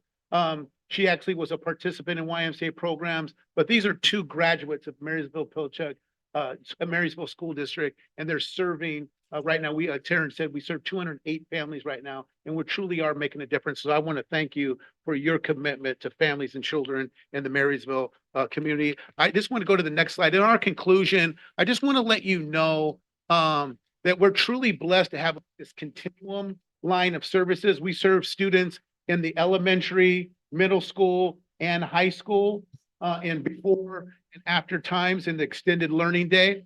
What I'm excited about is, I don't know if you heard, but we just received $2.1 million from Senator Patty Murray to start an early childhood education program right here in the city of Marysville. It's going to provide 5 classrooms and up to 90 kids right on the site of the Marysville YMCA. So we're excited not only to do elementary, middle school, and high school, but also early childhood education. But as you can see, some of you know Ada Garza. She is awesome. Ada Garza has been providing programming for students of color and immigrant students for over 15 years with the Marysville YMCA. She's one of our staff that she works with us a couple of days a week, but she also works for the district. And we learned that over the years that it's really nice to get district staff to be in partnership with the YMCA to work on these extended learning days. As you can see up there, it's a little blurred a little bit. And I think the next slide is even smaller. So I'll focus on this youth development progression. Is clearly in elementary school, we do focus on our child care program, but we also have your families and children during the summer. Summer, as you know, is unfortunately, if it's not being utilized, it can be an opportunity where kids get behind. And we have a curriculum during the summer that we provide programming during the summer. And then we also have swim lessons, youth sports, where a lot of our elementary school students participate. If you look at our middle school, we have the program that used to be the Minority Achievers Program, but we call that now the My Y Achievers Program, that specifically helps students to graduate from high school and go to college. And Ada Garza has made so many impacts on students of color and immigrant students in this community. She is phenomenal. We've sent hundreds of kids from high school to college. And when Dr. Larry Nyland was the superintendent, we were recognized in our relationship between the district and the Y with really helping students graduate from high school and go to college. We also have a lot of your high school students who are referees, who are lifeguards, who work in our employment programs. And so some of their first jobs are camp counselors. And so it's a great way to be able to introduce them to employment.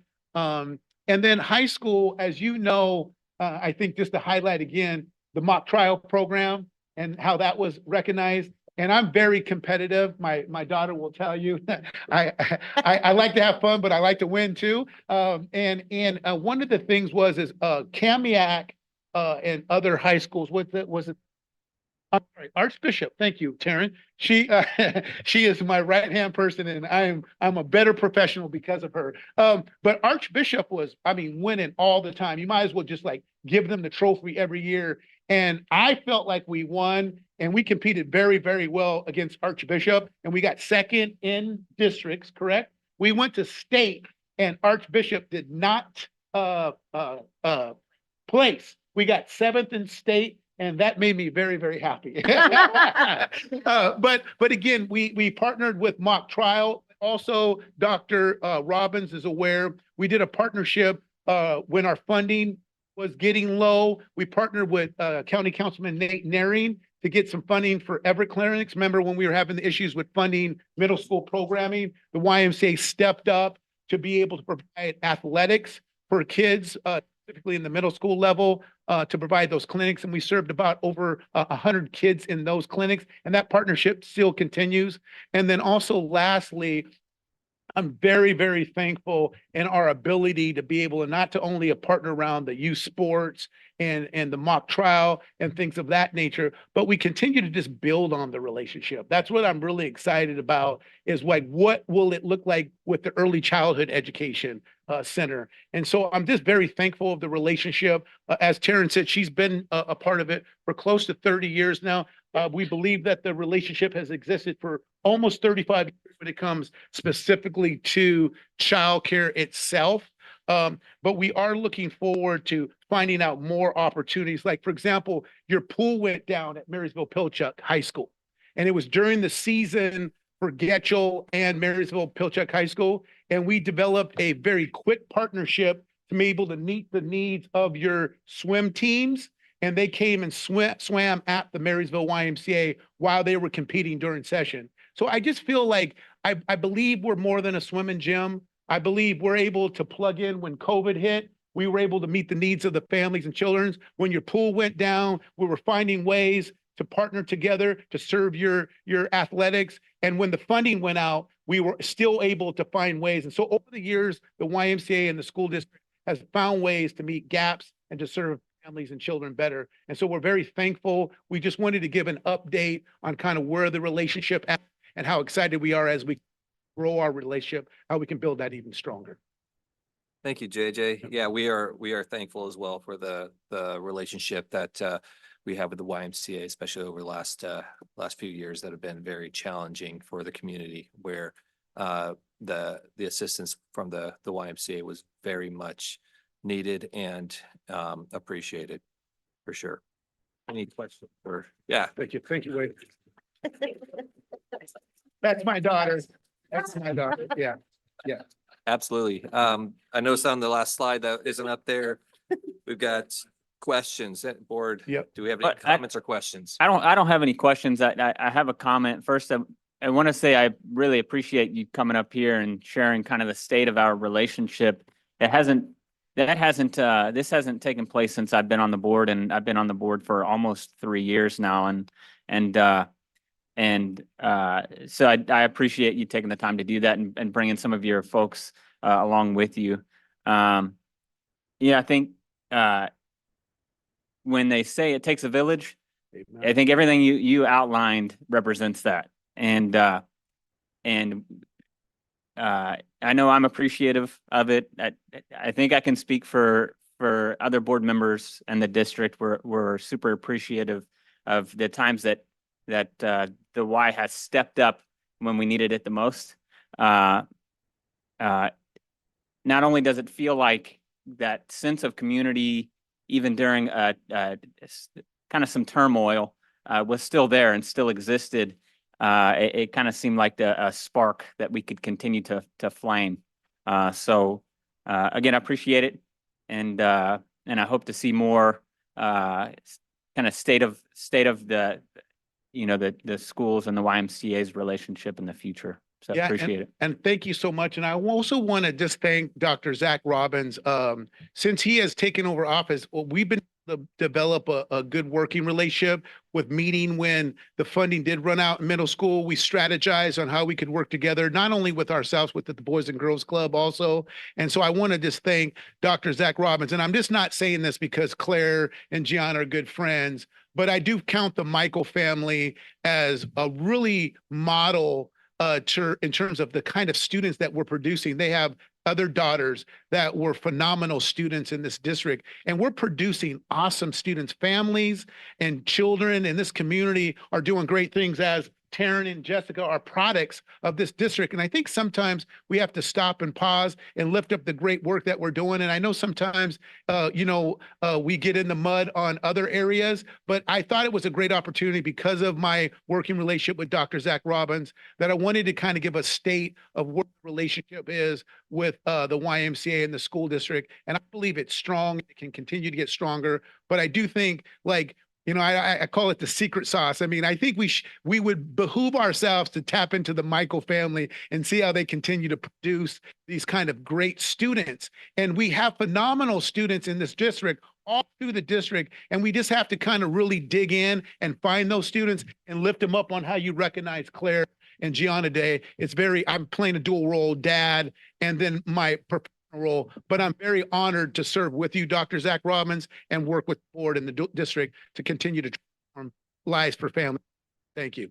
And sir, please know, Executive Director Frank, we very much appreciate the work that you're doing in the community, and we thank you for that. Thank you so much. Yeah, you're welcome. Thank you so much.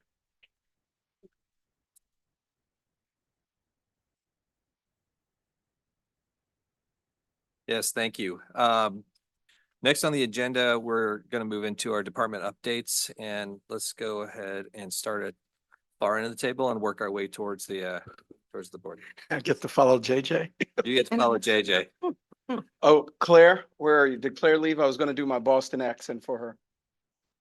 Claire needs to say Harvard, Yad, and car. She needs to learn how to say that. If she's going to, up to Harvard, she needs to learn how to say that.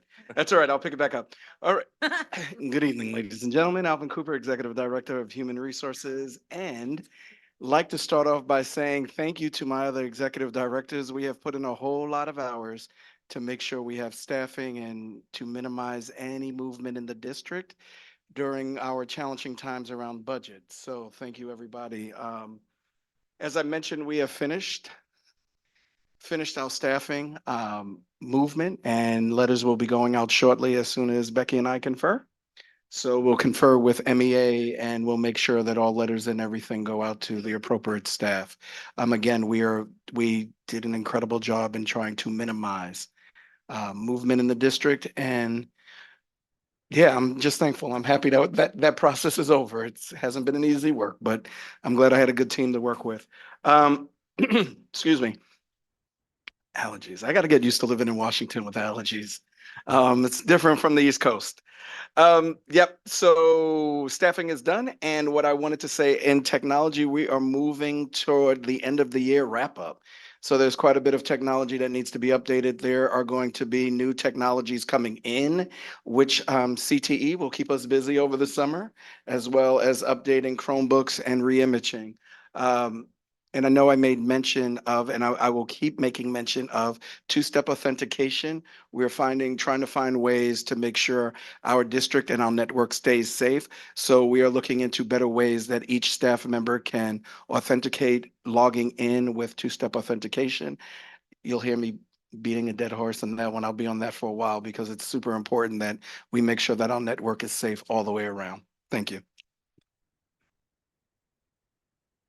Hello, Vonnie Walker, Executive Director of Secondary Education. I will be short and sweet. My first one is just going to say that the secondary department has spent a lot of time in these last few weeks working on staffing. So not to repeat all of that, but I'm really proud again of the secondary administration and their ability to, what I put on here was just to help the district be organized and thoughtful in this really challenging work that they're doing. And I'm so grateful to have the group of leaders that I get to work with. So very privileged there.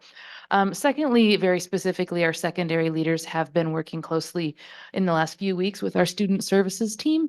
And that would be around a lot of our district mental health counseling, supporting students and families through the difficult times that we have been going through.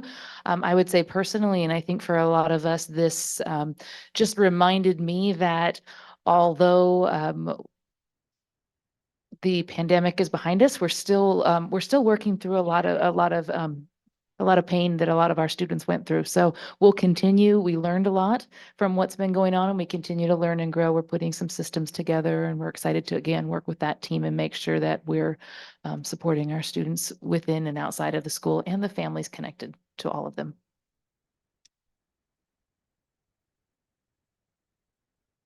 Hi, Claudette Rushing, General Counsel, staying very busy as usual.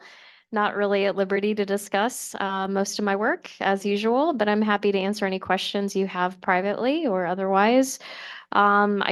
I can just briefly say I'm working on employment law matters for the federal government, about 3 cases, litigation management of a robust docket, including both litigation and arbitration that we are defensive parties to, as well as claimants in our social media litigation, which is proceeding to the discovery phase.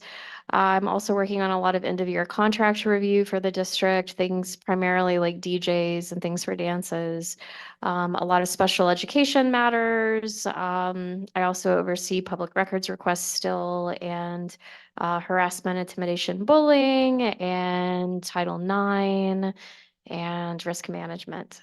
So living the dream, staying busy. Good evening. On behalf of Dr. Roper and on behalf of my department, I just want to do a quick update around safety net. We're getting ready to submit our final round of safety net documentation, which allows us to receive special reimbursements for special education beyond the state and federal funding that we receive. OSPI has been meeting with both her and with me to talk about our process, and noting that they feel that right now what we're doing is very cumbersome, it's time consuming, it's costly. So we're going to be moving forward with their recommendations, starting with training over the summer. And having watched the first cycle of it myself, I've acknowledged what it is that others have seen. And so we're going to work to update that. All of the leaders in the finance and operations department had a review last week of the evaluation process. So we're all ready to start our evaluations of our many, many staff members. So some of our staff members, some of our leaders in our departments have 40, 50, 60 people that they need to evaluate. So it's a pretty big lift with few other leaders in the departments to be able to support them. And so wanted to acknowledge that work. Audit updates.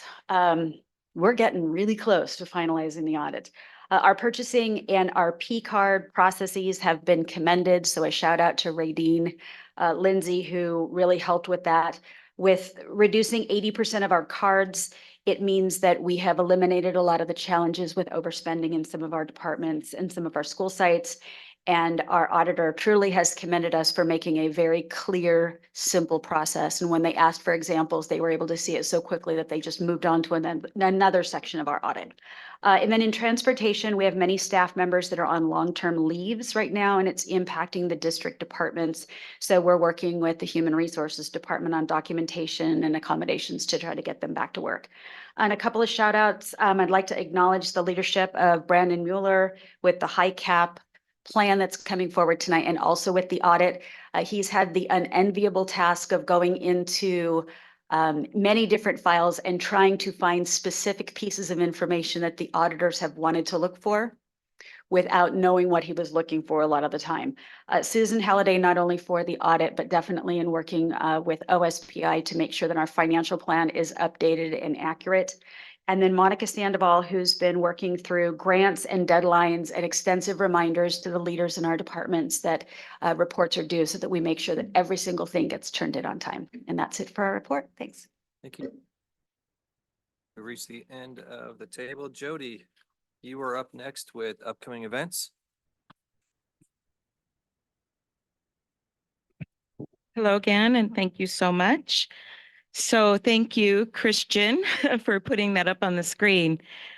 Look at May. Here we go. Here we're in the springtime, brings us a whole lot. So the month of May brings us Asian American Pacific Islander Heritage Month, Physical Fitness and Sports Month, Mental Health Awareness Month, and Better Hearing and Speech Month. And I believe the board may have received the green bands. Many of us are wearing the green bands to raise the awareness around mental health. So I'd like to highlight a few events coming through May. You've heard of a couple of them coming up through May. You've heard of some of them tonight. Of course, Teacher Appreciation Week this week. Also, it is music in this National Music Week. I almost said Music in the Schools Week because music really is ever present in our schools. And it's really an important opportunity to expand on students' learning.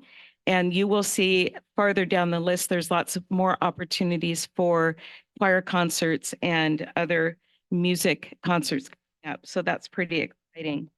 I also wanted to point out that Dr. Robbins mentioned we have Nurses Day on Wednesday.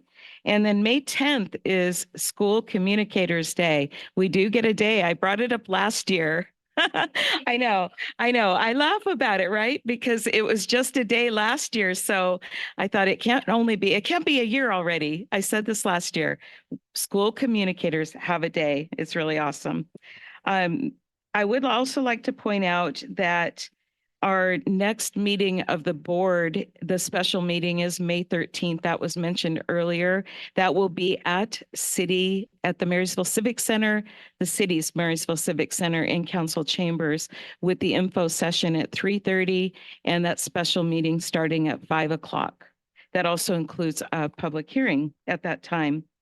And then I wanted to point out that on May 17th, there is a district secondary schools choir concert. Let me get that straight. That's going to be at MPHS Auditorium, and that's all of our secondary schools coming together. So that should be quite a musical. And before I close, there have been a lot of questions coming into my desk about summer school, and Director Mueller I'm working with him on that as well, but we will be sending out communications very soon around summer school to answer questions coming in from families and staff and what our offerings will be. So we will have some offerings that are by invitation at the elementary level with the focus on second grade, some offerings at the middle school level, and our high school will be credit retrieval. And those summer acceleration programs will happen in July. So please stay tuned for that information to come out this week. We'll answer some of those questions and then we'll get those dates posted and information also posted on the website. And unless you have any questions. I think that's it. Okay. Thank you, Jody. All right. Thank you very much.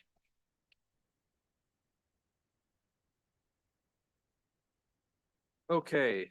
So next on the agenda, we have hearing of business of visitors. This is our public comment section. Per policy 1430, the board requires that those addressing the board be residents or employees of the district or the representative of such residents or employees, parents or guardians of students enrolled in district schools or employees of businesses located within district. Speakers are asked to present their name and resident city when they make public comments in person or remotely. Each individual has 3 minutes. Individuals wishing to combine their time must sign up on the speaker's clipboard. To combine time, parties must be present. Maximum of 2 people can combine their allotted time for a total of 6 minutes. Maximum time for hearing a business of visitors per the agenda is 30 minutes.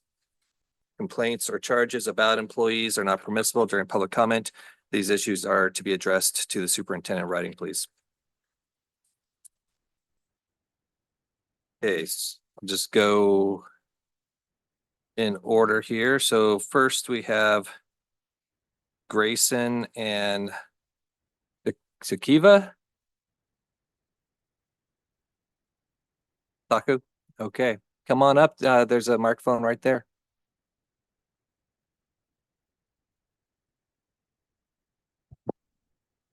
All right.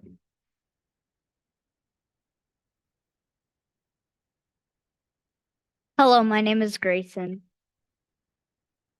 And my name is Saku, and we're both fourth graders in the Hicap program. Grayson and I have been in class together since kindergarten. You know when you find a really great group of friends and you just want to stick with them forever? Well, that's exactly how we feel about our class. We really, really want to stay together. Being in Hicap Being in a Hicap class is like being in this really cool club where we learn stuff that's just right for us. And guess what? We've become like a big family. It's like having our own little squad of study buddies who are also your best buds. Our district is undergoing a great deal of changes, and the Hicap program is something that is working right now and could continue to work if you would support us. But now they're saying that we just might split up. And so when we go to middle school, that's got us feeling really sad. Middle school already seems really scary. And now thinking about that with our friends, it's going to make it even scarier. We might not be able to do the same things that we are doing now if we get lost in a different program environment the district imagines. It's not just about being missing out or visiting at a lunch or playing together after school. It's about feeling like we belong somewhere, like we're part of a team. The reasons why I love school will need to be changed because our friendships, projects, and classroom culture I've supported us are being changed. We get that things change and we have to go with the flow, but this feels different. It feels like nobody's listening to us. Like our friendships don't matter, and that's not cool. So we're asking you to think what's important here. It's not just about saving money or making things easier for grown-ups. It's about us, the kids, and what we need to feel happy about, and we need to feel happy and safe. When you listen to us and make decisions that you show you care, that's when you're living up to your motto of engage, inspire, prepare. Please don't gamble with our middle school experience. Thank you.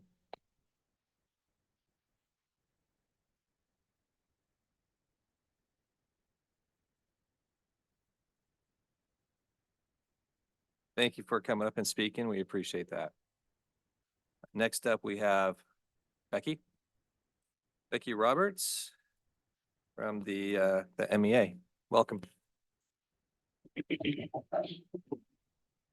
Good evening, President Reinhardt, Board of Directors, Dr. Robbins, and community members.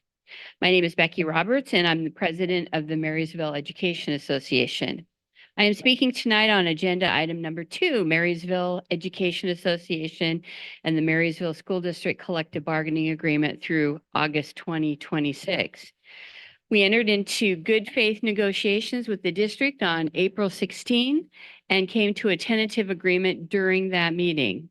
We subsequently brought the agreement to our membership where it was ratified with a 96% approval rate. We believe that this agreement is what is best for both our membership and the district, and we are encouraged at what could be an ongoing collaboration. It is now time for the MSD School Board to approve the tentative agreement that has been made. I am in favor of the board ratifying the tentative agreement. Thank you in advance for your ratification vote tonight. Thank you, Becky. Okay, next up on the list, we have Christine Cobb. I would really like to speak, but I want to make sure the Hicap parents have an opportunity. I'll put you to the end. There's going to be time. Yeah, we have 9 speakers in 30 minutes, so 3 minutes each. That gives us Okay. 3 extra minutes. Good evening, Board of Directors and community members, students, staff.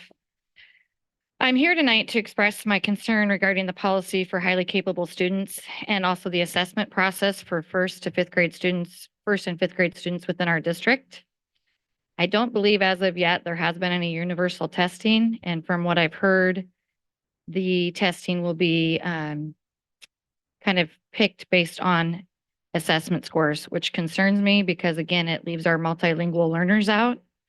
Additionally, we do not have any multilingual learners in our Hicap program currently.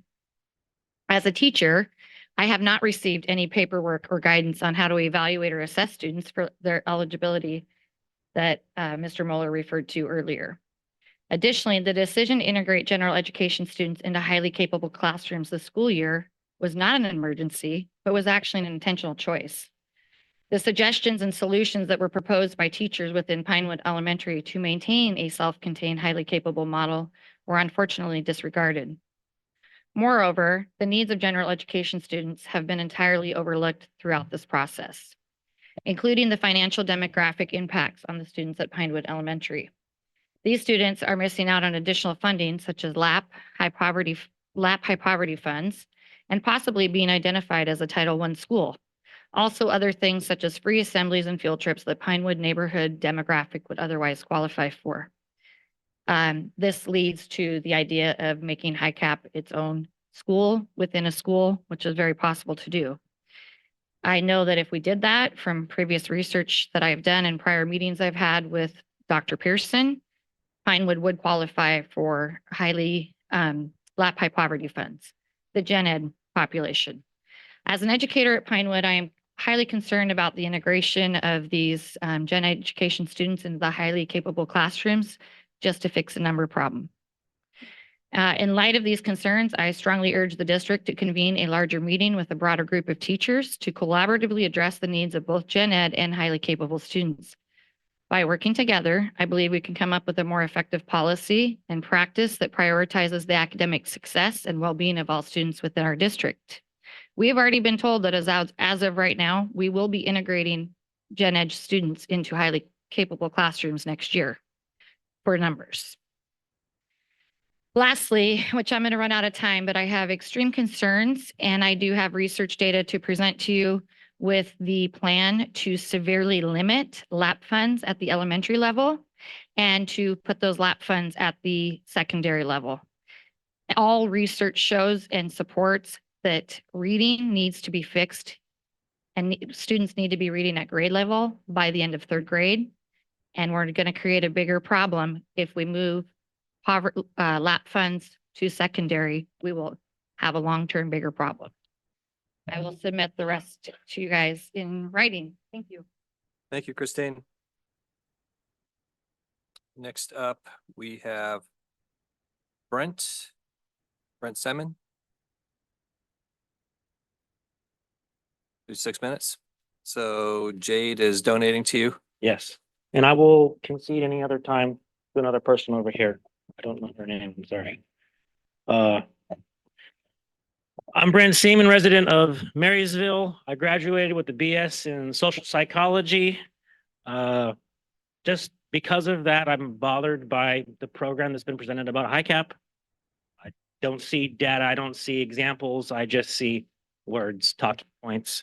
I have 4 children, 2 are on IEPs. They're struggling students. 1 is able to stay at grade level, 1 is way behind.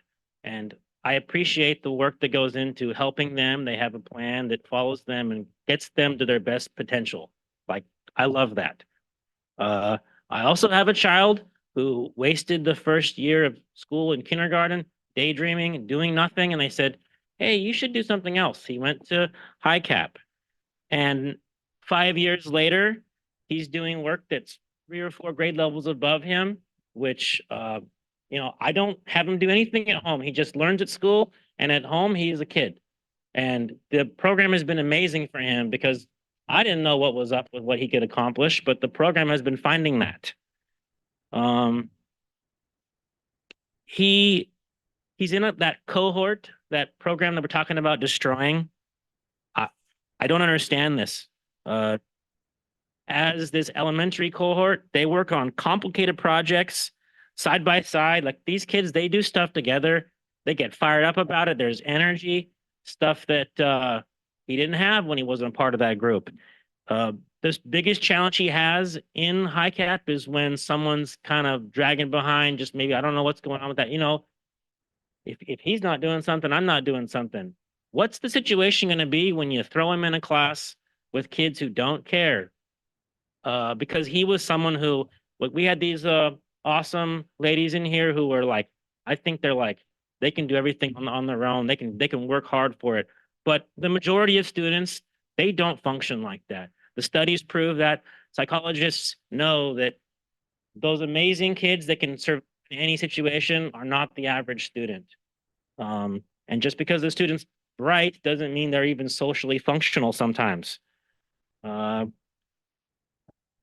say this because children who are on the autism spectrum are often identified by doing a behavior called parallel play, where they play beside someone but not with them. And that's just one of those right there with kids. So the program that I see here for middle school students is going to create like that same situation where you have parallel learners. Parallel learning is going to destroy everything that they were working on for 5 years and put them into this situation where they're alone. And maybe there'll be a kid or two who's maybe on their similar level, but maybe not. You can't guarantee that.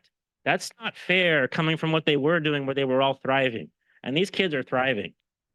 Oh, there's an exit plan to leave the new program, but there's no exit for what already we've done. Like these kids are going to get torn out of their group. There's no exit plan for their psychological well-being to say we can guarantee that you're gonna like have the same support that you had before, because it was amazing support, and these kids, they prove it. I can give an example of I should just say that this outlier, some Hicap kids don't fit into AP classes. Like, come on, where are all these other kids coming to fill up the AP class? If the Hicap kids can't do it, then who can? That would mean we missed them all in the testing procedure, right? Where we're trying to identify kids. Are we really missing all these? Maybe. But if there's Hicap kids who don't make it, that's like an outlier. I'm sure there's no statistics that would show that this is some significant thing we need to focus on or justify tearing up the program. I know that there's kids in Cedar-Crest, which is where the cohort has gone to, that have been walking miles home every day because you guys cut their buses off. You're putting them in danger because they're so worried about their education and staying with that group of kids. But I guess we've solved it by just not letting them go anymore. This bothers me a lot. And I'll say that even though I got a degree, I'm a mechanic in the union. I work 70-hour weeks. It's not good. I mean, that's not the life that I want for some of these kids. If they've got abilities to do something else, they should. There should be a connection with their school to their future. I went to all the AP classes and all the classes and the early math classes. I was just kind of like, yeah, whatever. Because we didn't have the format that got us all fired up together. And what they have does that. It's something that I wish that I had. It may have changed my life to something better. I think the only possible outcome of this change will be social alienation for these students when they go into these schools who just, hey, you go there and you go there. They're all going to be like the new kids because of our choices here in this meeting right now that you're going to vote on. And it bothers me a lot. And I've listened to the plan. The plan is vague. One of my kids, he thinks about maybe going to 10th Street. Brandon doesn't know what 10th Street is. He doesn't know what 10th Street is. Give me a break. And how and where is the Hicap going to come for that? I have strong opposition to many statements that were made in the presentation we saw earlier today and last Friday. There's no evidence given. Like, people think psychology is just like talking about way people think, but we study things. We do studies, and we can't say it unless we show statistical, analysis that shows it's valid. So I want to see a program that works, and this works what we have right here.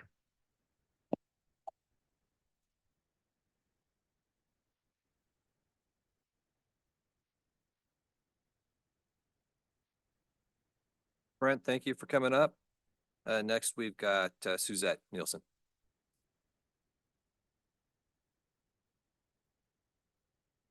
Good evening, everyone.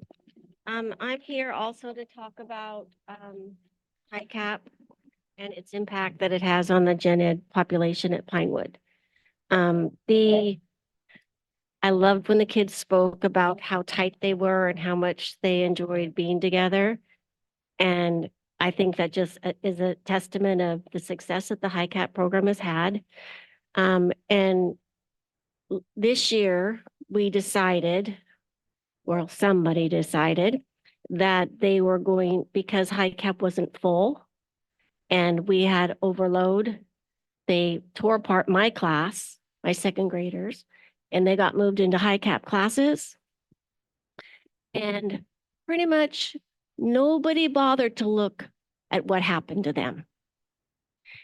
And so these kids, and they're tight, you know, they've been through the years together. My second graders that were gen ed kids were put in a few here, a few there into these Hicap classes. So now they're the outsiders. And that program is structured to move very quickly. And so now you've got gen ed kids in there feeling like they do not belong and they aren't smart, and they are smart, but now they're being set up really to fail. Nobody looked back at those kids once you guys did that. And so I'm really concerned because the way that the program states that it's going to be self-contained, number one, which is ideal. Second, they combine classes and it's a split class, still Hicap. Third option clearly states that if those classes aren't full, gen ed kids will be put in those classes to avoid paying teachers overload. And that's what I have a real problem with. That is not fair. Those parents should have the ability to opt out, just like these parents have the ability to opt in. So I think it's discriminating against the gen ed kids. In addition, the funding situation that was mentioned tonight is a real problem for Pinewood. We lose funds, and I don't know why the district wouldn't want to capitalize on receiving additional funds. So we've been asking for a couple of years for people to look at this program differently and create a new school. And it sounds like you guys are maybe going to do that. But I'll tell you, the deadline's May 15th with OSPI. So you need to move on it quickly if you want to maximize the funding that we could potentially have at our school at Pinewood. So I hope you guys just really think about that. I sent you a letter, outlined some ideas. Combining Pinewood and Liberty would be one way to maximize classes. So I hope you think about that. Thank you. All right, thank you, Suzette. Next up, we've got Karen Bloom.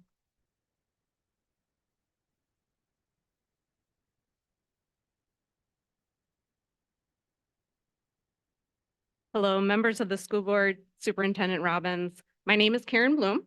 I am the mother of a middle school and high school students in Marysville School District. I am also an active volunteer in the schools, a founding member of the Marysville Hicap Parent Advisory Council, and represents more than 770 parents and Hicap students in the Marysville School District. And I was also a member of the district Hicap Task Force. I'm here today to discuss the Hicap policy, procedure, and plan, which is being presented to you tonight for approval. There are several points of concern that need to be considered before moving forward. Highly capable students are not just smart kids. They are neurodivergent, often twice exceptional. This means they also have complex social and emotional needs in addition to high cognitive function. This is what makes Hicap students different than smart kids. Teachers with highly capable training are aware of this. They also understand the emotional and intellectual maturity of Hicap students and that this can vary greatly from their peers. In self-contained classrooms, they are clustered with other quirky kids. Adding general education students to these classrooms is unfair not only to the high cap students, but also to the general ed kids who are unlikely to keep up with the pace of the high cap students, and as stated, are often felt as outcasts in these classrooms. We would like self-contained to be clearly defined as classrooms, which include only properly identified, highly capable students. This may mean combining 2 grade levels, but placing general education students in the high classrooms is not fair or beneficial to any of the students involved. Another concern is the plan for the continuum of services into the middle school, as these young people were telling you about. You will see in the plan, no funding was provided to the middle school teachers in the 2022-2023 school year, and funds were not available to them for most of this school year. We relied on the previous high cap training of the Cedar Crest ELA and social studies teachers to provide accelerated and enriched curriculum.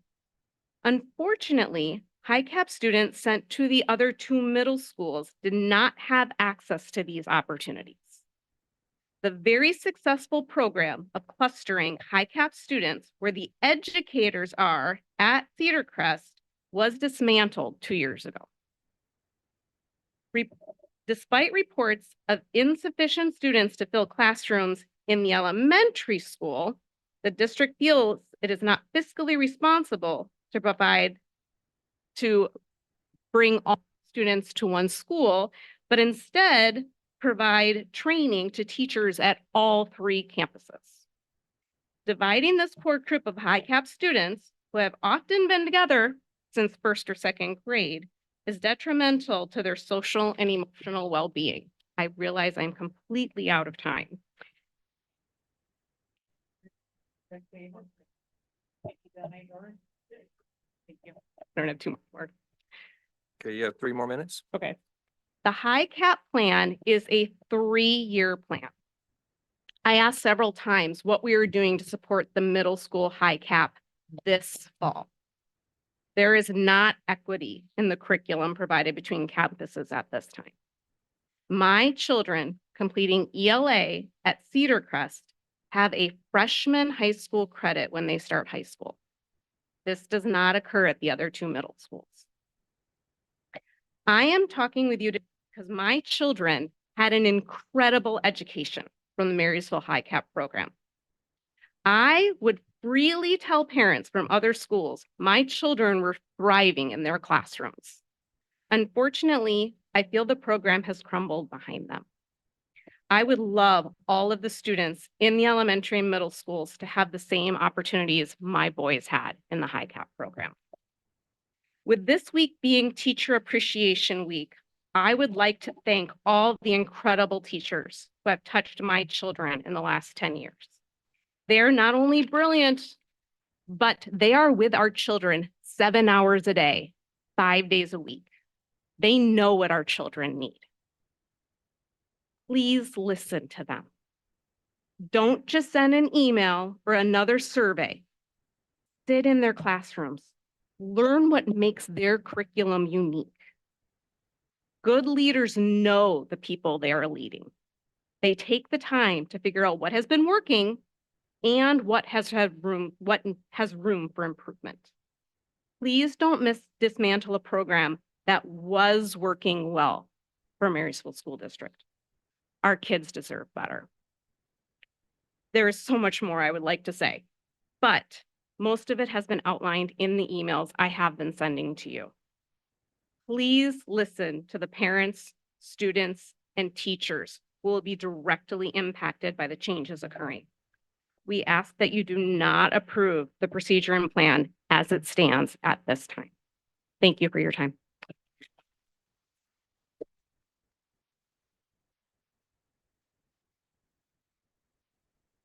Thank you, Ms. Bloom. And last up, we have Amy Hill.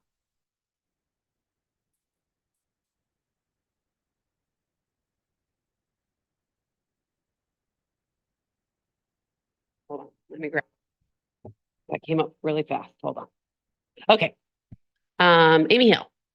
I am here to speak to the OSPI letter dated April 29th. First, I'm disappointed that this letter is not on the agenda today and question why it's not. As I read the letter in its entirety, it is quite apparent that the Marysville School District Superintendent and his financial department is floundering. The lack of the ability to follow the state guidelines in order to create a comprehensive budget that meets our state obligations. The special administrator paid by OSPI has even offered to come on site to assist Marysville School District, and we declined. Board, I ask you, why is this? Who made this decision to refuse the help? Obviously, they're in need of it. Also, Marysville School District budget assumes some required staffing ratios as well. Again, to the board, will we be confirming that we will have enough staff necessary to qualify? Or did the superintendent and the financial department overstate revenue for the next 2 years of $2 million? How about the food service example in this letter? Possibly $1 million blunder? Or how about the financial director presenting OSPI's estimate on April 15th and on April 22nd to the board and to us in these seats got a different presentation? Again, Ms. board, Hill, please, with charges against individual people, please direct your charges to the board. I haven't stated anybody's name. I made Well, very we clear we that only have one director of finance. And we only have one So do superintendent. you want me to say the board, the directors? Yes, please be general and not make charges against individual people, please. Okay, there is much more in this letter. I encourage all of you to read it. We'll make sure it gets posted since the school district hasn't. In closing, I'd like to highlight the lack of performance in the district and the incompetency in the district to the board. Your main purpose when we elected all you guys was oversight. Right now, it's really hard. We as the public are seeing you guys as accomplices in the incompetency, honestly. I would like to also encourage the board to schedule another coffee with constituents. The open, informal dialogues and sessions are truly an effective communication vessel for you guys. Thank you.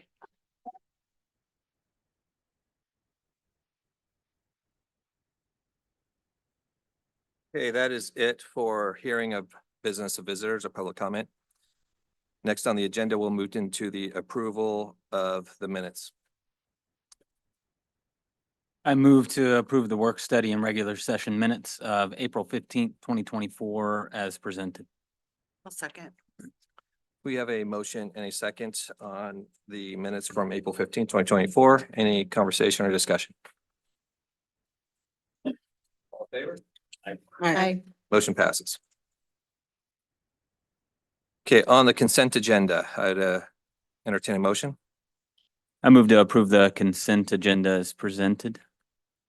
I'll second. Have a motion and a second for the consent agenda. Any conversation or discussion? All in favor? Aye. Aye. Moving into board action, highly capable student services district-wide annual plan 23-24.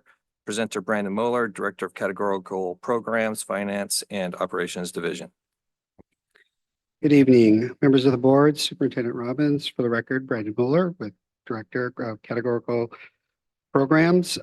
Tonight, we delivered an update for highly capable student services district-wide annual plan. Plan gave an overview of the goals, services, instructional approach, professional development plans, and evaluation components. So we'd like to move to have that approved, the highly capable student services district-wide plan. We have a motion.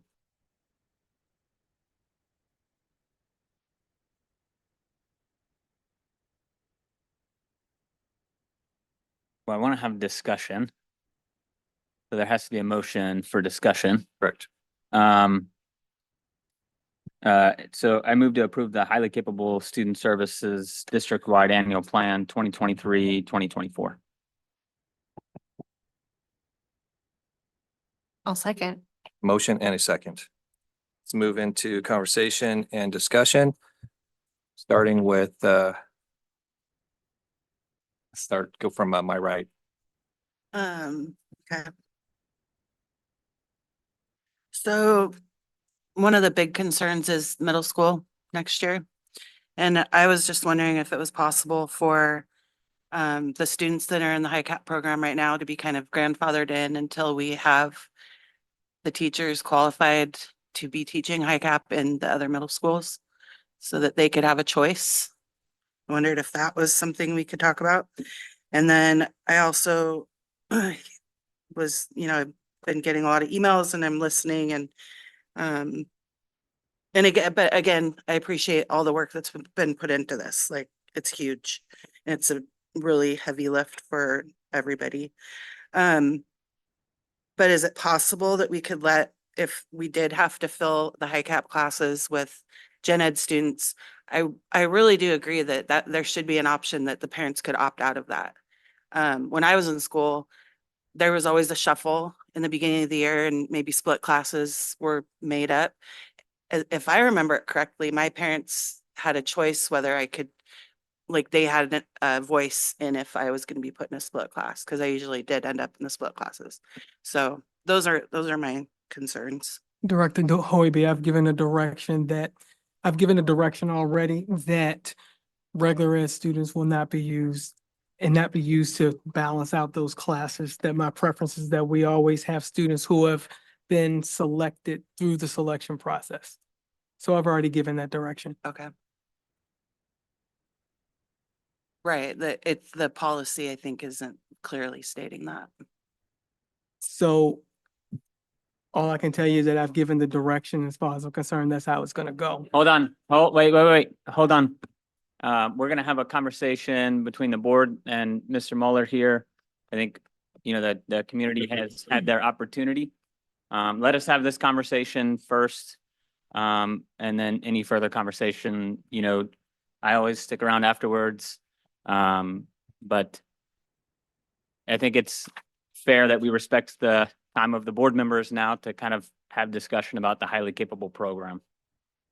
So if we can refrain from interrupting, that'd be appreciated. Thanks.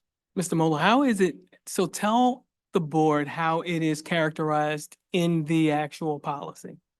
It's outlined that we will have the support for the students in elementary. It doesn't dictate. I have to find that one section of it in the procedure, but it doesn't state that the otherwise. It doesn't state like, if the classrooms aren't filled or whatever, that this will happen. It just says self-contained is one of the areas that's being offered. So there to is nothing in the schools. policy that says that if there aren't enough students who have qualified for highly capable classes, that students in regular ed will be placed in those classes. Is that not in the policy? It's not. Doesn't say that they will be placed if it is not full. It doesn't have that in there because we took it out. That was one of the things that was discussed with with the task force as an area. So we took that part out. Okay. So for now.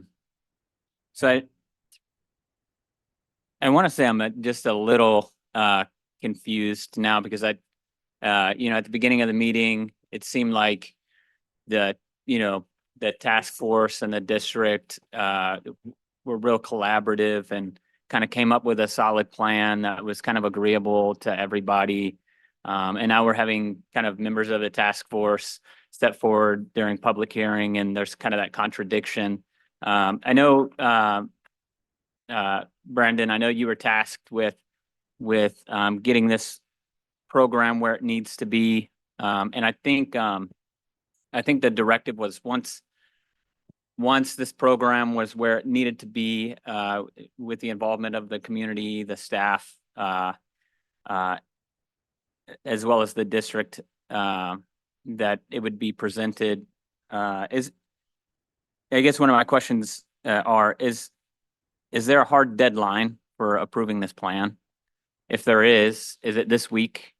Is it today? If there isn't, is there room for rework? Is there room for coming back to the table? So there's kind of two things that I think are overlapping that get confused with this, is that we had a procedure 2190 that we were working on and we invited the task force to work on. So that's over here. I believe the task force agreed with how that was outlined, and it puts everything together that everyone agreed on. The next part is a district-wide annual plan. That's kind of over here, outlining how we'd like to proceed with everything. And that I shared with some of the task force members because they were interested in it, but that wasn't necessarily the task force task. It was procedure 2190. And in that outline, that's also though where we considered their input and outlined which we're presenting to you tonight. Now, both of those are basically due. I just got an email today from OSPI like going, you know, you need to have this signed and turned in because it's connected to our funding. I can see if there's any additional time that could be added to that, but that would be a phone call and a request. But they gave me a notice today to get it filled out and get it done. I know at the beginning during the work study, we were talking about the the flexibility of our Hicap program and maintaining the ability to continually improve our program. Are we able to do that even after submitting our program to OSPI? Are we still able to continually improve our programs even after that submittal? Yeah, because like I had stated earlier, is that every year at the beginning of the year, we're really supposed to do the district-wide annual plan. I know this year got put behind and everything, but this has to come before you probably early in around October, November for next school year, and we would look at it again. So it's just a few months away, and we're going to be looking at it again to update or revise or see if there's any modifications that we want to make to it. So once the plan gets approved for within a specific school year, I don't know. Once it gets approved within a specific school year, do we have to wait for the next school year to improve upon the program? Or is there flexibility within a school year to continually improve the program? I think there's always flexibility because you have to be able to adjust. You know, we're dealing with humans. They move, they adjust, the enrollment goes up, it goes down, and it has to be flexible. So even though we write it and put it in, if something comes in that we need to make a pivot, we can do that. I don't see how that would interfere with any of it. I actually think they'd probably say you need to. Don't lock anybody into something that is going to cause any issues, as long as we're making sure that we're servicing kids and their best interests. I've got more questions, but I don't want to take up any other board members' time, so. Director Michael? So I guess I'll start with the self-contained piece, but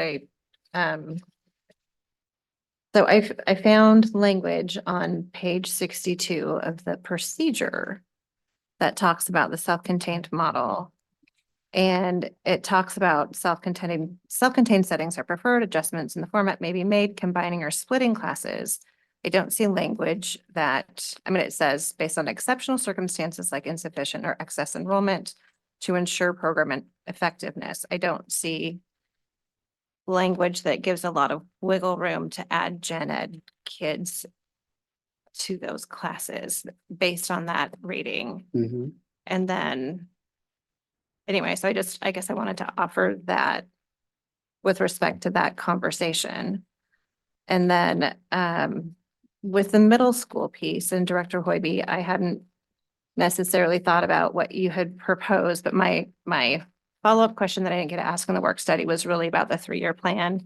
And if there's a service gap for kids during that 3-year plan at the other middle schools. I thought that proposal maybe of a grandfathered might work. I would say as a parent, I have a lot of sympathy and empathy for the social emotional hook for that middle school kid and those quirky kids. And as a topic of discussion, I would like to discuss middle school more broadly. just because it's that transitional, tricky time for a lot of kids, whether they're high cap kids or not high cap kids, and finding ways to ensure kids are being served appropriately, but also to assure parents that we've got your kid at middle school. I think that's just a broader conversation, not necessarily high cap. Believe that that will be a good idea to have broader conversation. I guess clarification on exactly where it's saying that this the exceptional circumstances like insufficient or excessive enrollment to ensure program effectiveness, like it's not saying that that would combine gen ed. So I'm curious where it says that exactly in the plan. So I know he's saying it doesn't, but the parents are saying it says it. So I'm curious where that's at in this in here, because I don't see it in there.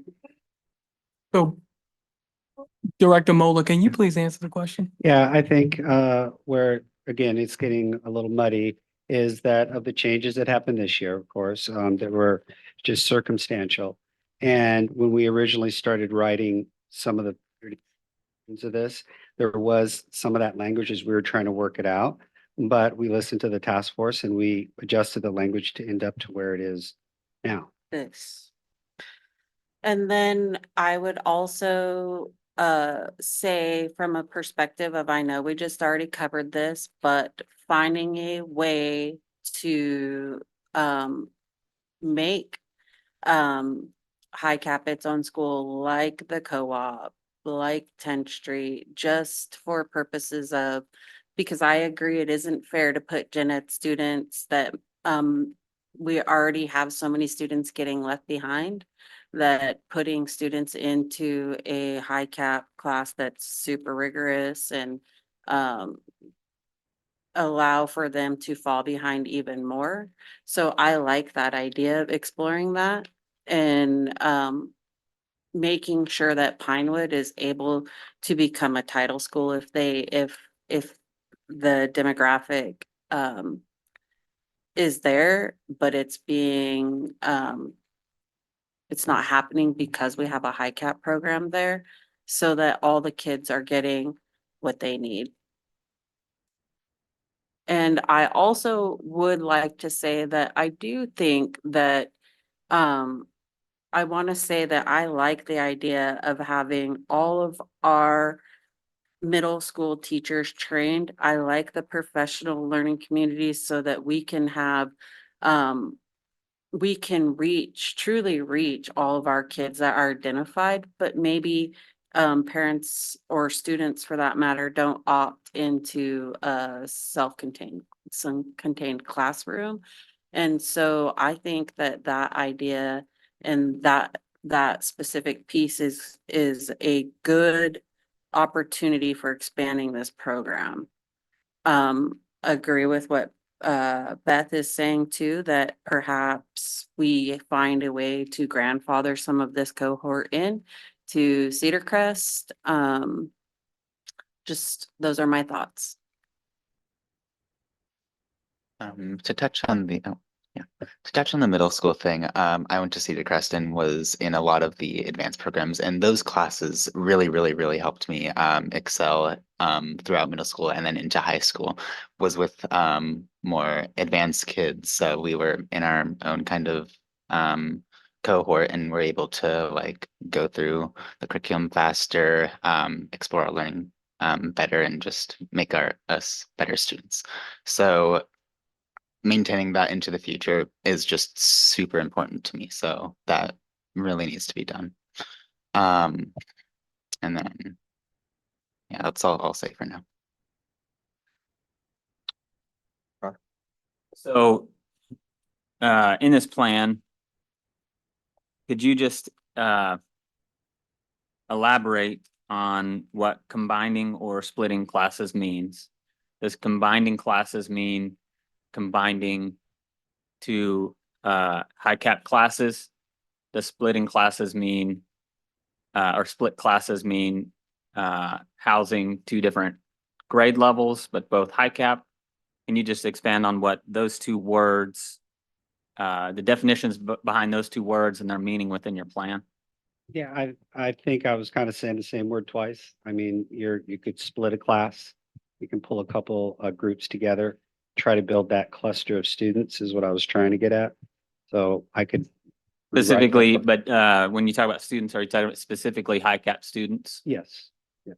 So your intention behind those two words it does not include gen ed students, but specifically Hicap students. The goal, as we said, has been to make sure, try to go with the model of self-contained. So that would be the focus, yes. I feel like the language is pretty solid. And then Dr. Robbins has been here a couple of times restating the district's intent. What this plan isn't for the past. It's yeah.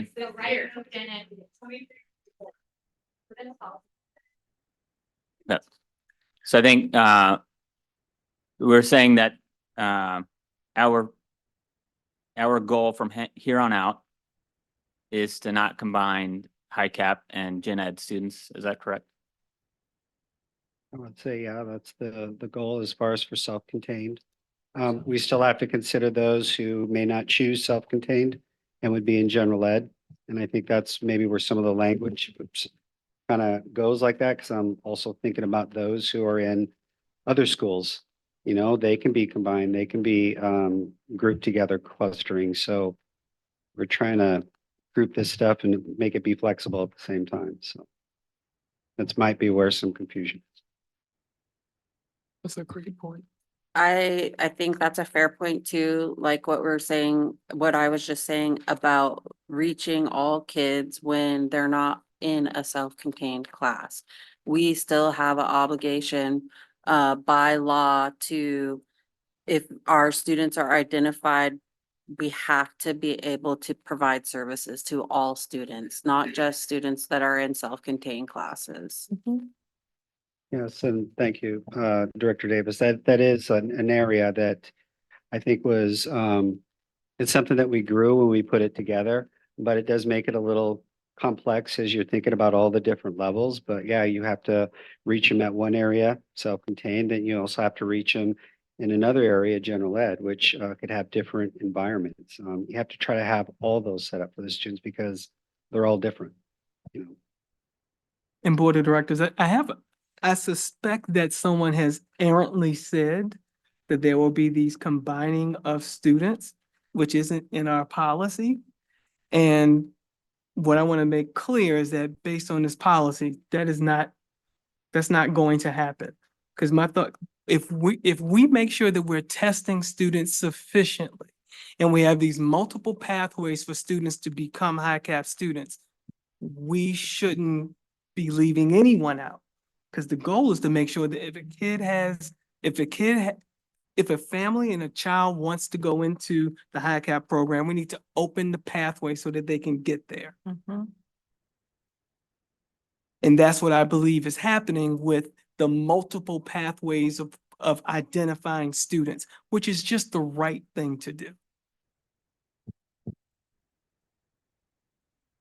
So I agree. And I think that's maybe a piece that's getting lost in some of this conversation about our service model delivery. I think it's really exciting that we are working to identify kids and then meet kids where they're at with their educational strengths and challenges. So you may be a kid who doesn't necessarily meet the standards to go into the self-contained model, but you still can access highly capable and advanced learning in the area of your strength.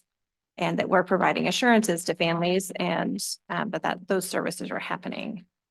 Yes, and Director Markle, if I could piggyback off of that, that also goes into the middle school area in order to try to be flexible there too, because I think we've noted that, again, some students may excel real high with ELA and they need to be in those AP and honor roll classes, but maybe not in math or vice versa. And so we can't just push them into those classes because that actually will end up, not helping them or supporting them. They'll get frustrated and they may want to, not be engaged. And we want to keep that engagement as high as we can. So we have to have that fluidity as much as we can. Any more discussion?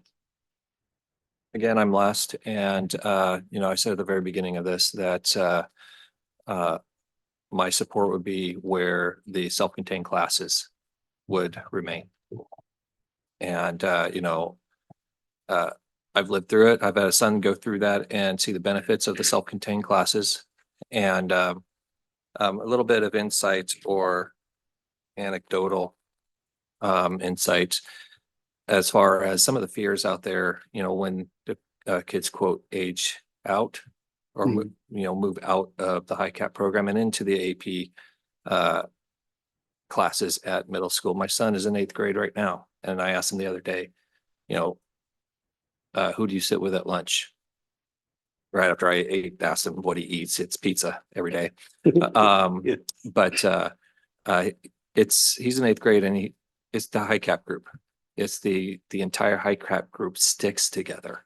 They stay together, even though they're not in necessarily the self-contained anymore. So, some of the fears I've heard a lot of fears out there that the groups will fall apart. And if it's up to the kids, that's not going to happen. They will stick together. So that's a message for everybody out there. If there's no more discussion, last chance, James. Good. Okay. You guys all wear the same color shirt for a reason. That's funny. All right, so we have a motion and a second. Our discussion is concluded. We'll move into a vote. All in favor? Aye. Aye.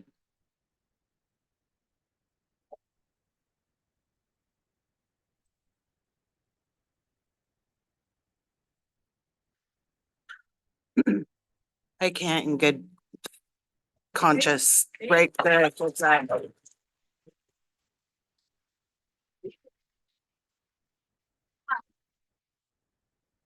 So do we need to have a I just can't motion break. I or an just, amendment?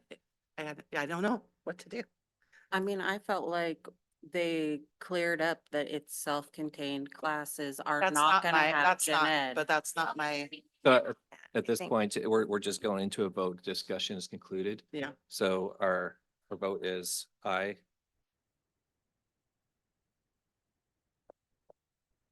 We have one aye, one nay.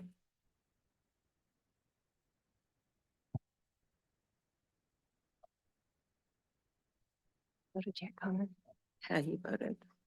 Aye. Just vote what you. Okay, we have 2 ayes, 1 nay. I think I would like to see us come back with middle school. With a stronger plan for our middle school folks.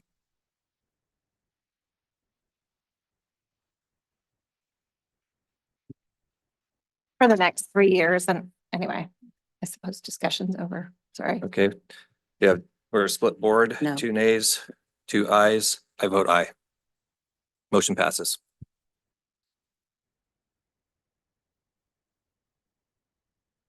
Next item on the agenda, Marysville Education Association and Marysville School District Collective.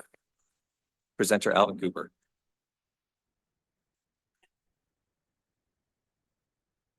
Come on down. Wow. Good evening, directors. Becky Roberts stole my thunder earlier, so thank you. Come before you this evening. The Marysville School District and the Marysville Education Association on September 16th reached a tentative agreement for a 2-year contract that would go until August of 2026. It was voted and ratified on by the membership on the 29th of April. And I will say, yes, it does have budget. You have the salary schedule in front of you. It does have budgetary constraints, but that salary schedule is there. Will be for the 24-25 school year. Actually, I need to thank Becky and MEA. We had our ups and downs, but we got there in the end, huh? And as Becky mentioned earlier, optimistic about continuing the relationship that we have built over this year. And if not, Becky will redirect me. But we've come a long way, and I'm happy that we've reached way before the end of the school year an agreement that will provide labor stability until 2026. And it will provide, especially in these tough times, it will provide stability for our students of Marysville.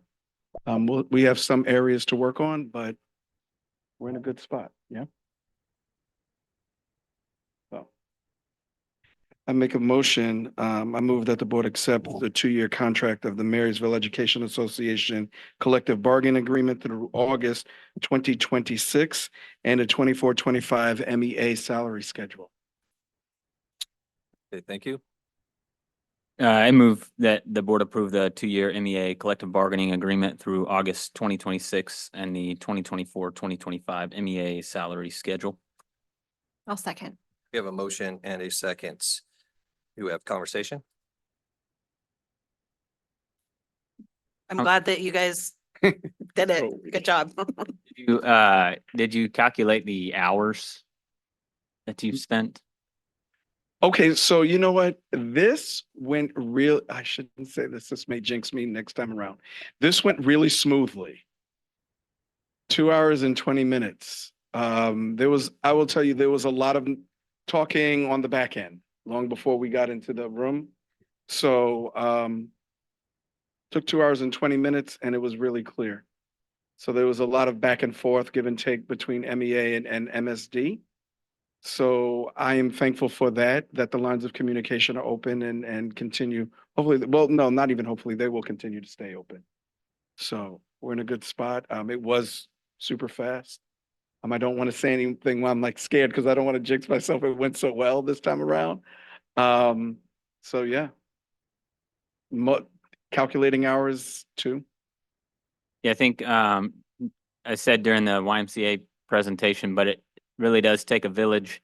Yeah. And so knowing the amount of time and it was that session might have been 2 hours and 20 minutes, but I know there's a lot more time than that given towards this. And so to be able to come up with an agreement that is agreeable to the district and MEA,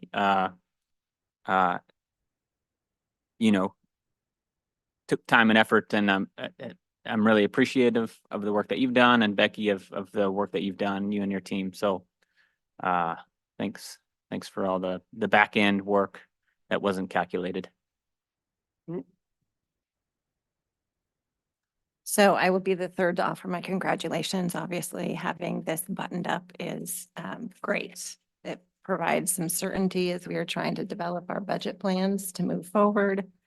And all of those, I mean, that's fantastic. I guess if I have questions, it really just relates to running the numbers and what does that look like and what pieces are covered by the state versus what pieces need to be covered by our budget. Because as we know, the state doesn't fully fund us for staff salaries. So anything that we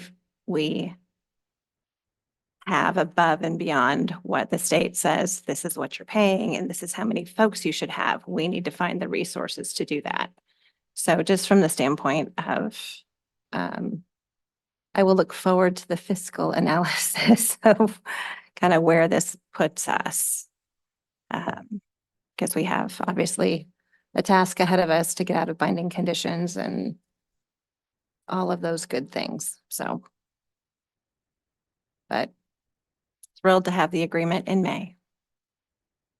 Yeah, I'll echo that. I also want to say, like Becky said, she feels encouraged at ongoing partnership. And I think that's key to moving forward as a district, working through these things in partnership. And just good job, good work. I'm looking forward to the continued partnership. Good job. Same. Again, it's my burden to bear, but, you know, that's just great. And the time was that you got done so quickly is also great. I think more importantly for me is that, the relationship, the working relationship and the mutual respect, grows and, moves, just gets better moving forward. Because it's important, this relationship is very important between the two of you. And, I just want to, see more and more smiles on both of your faces. Yeah, there's one. I see it. Okay, any further discussion, James? All right, all in favor? Aye. Motion passes. Okay, next on the list, presenter Vonnie Walker talking about CTE purchase of desktops and monitors. Hello, Dr. Robbins and Board of Directors, Vonnie Walker, Executive Director of Secondary Education. So I'm bringing forward for you today, requesting your approval for the purchase of computers and monitors for our CTE programs. This purchase is being made as a part of a purchasing cooperative that we're a part of, which inherently means that it meets all of our bid requirements in that regard. It is for $386,789.79. So these purchases, the CTE department very responsibly, they have a rotating cycle because as recipients of a Perkins grant, which is one of the larger grants that we get for CTE funding, they have regulations on how updated our technology is. So by having this system and doing this annually and working through a cooperative, we're able to keep up with that expectation and make sure that our students have access to the most cutting edge platforms that they can work on in regards to that. So there's a few more details in here, but that's the basic overview of it. And I just wanted to ask that you approve the purchase of these desktops and monitors for the career and technical education programs. Thank you. Do we have a motion? I move to approve the purchase of the desktops and monitors for the career and technical education program classrooms. Second. We have a motion and a second. Let's move into some conversation. Any questions about the purchase of these desktops and monitors? No, I see it's, sorry, you can go. No, No, I go don't ahead. have anything. Sorry. I see it, we're funding this through state CTE funds. That is correct. We're good.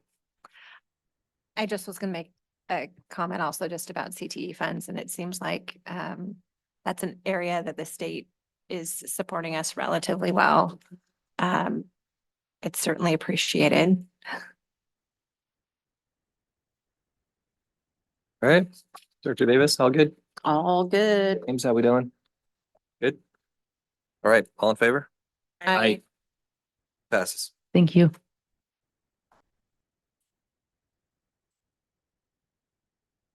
Okay, so the next item on the agenda was tabled. So we will catch up with that later.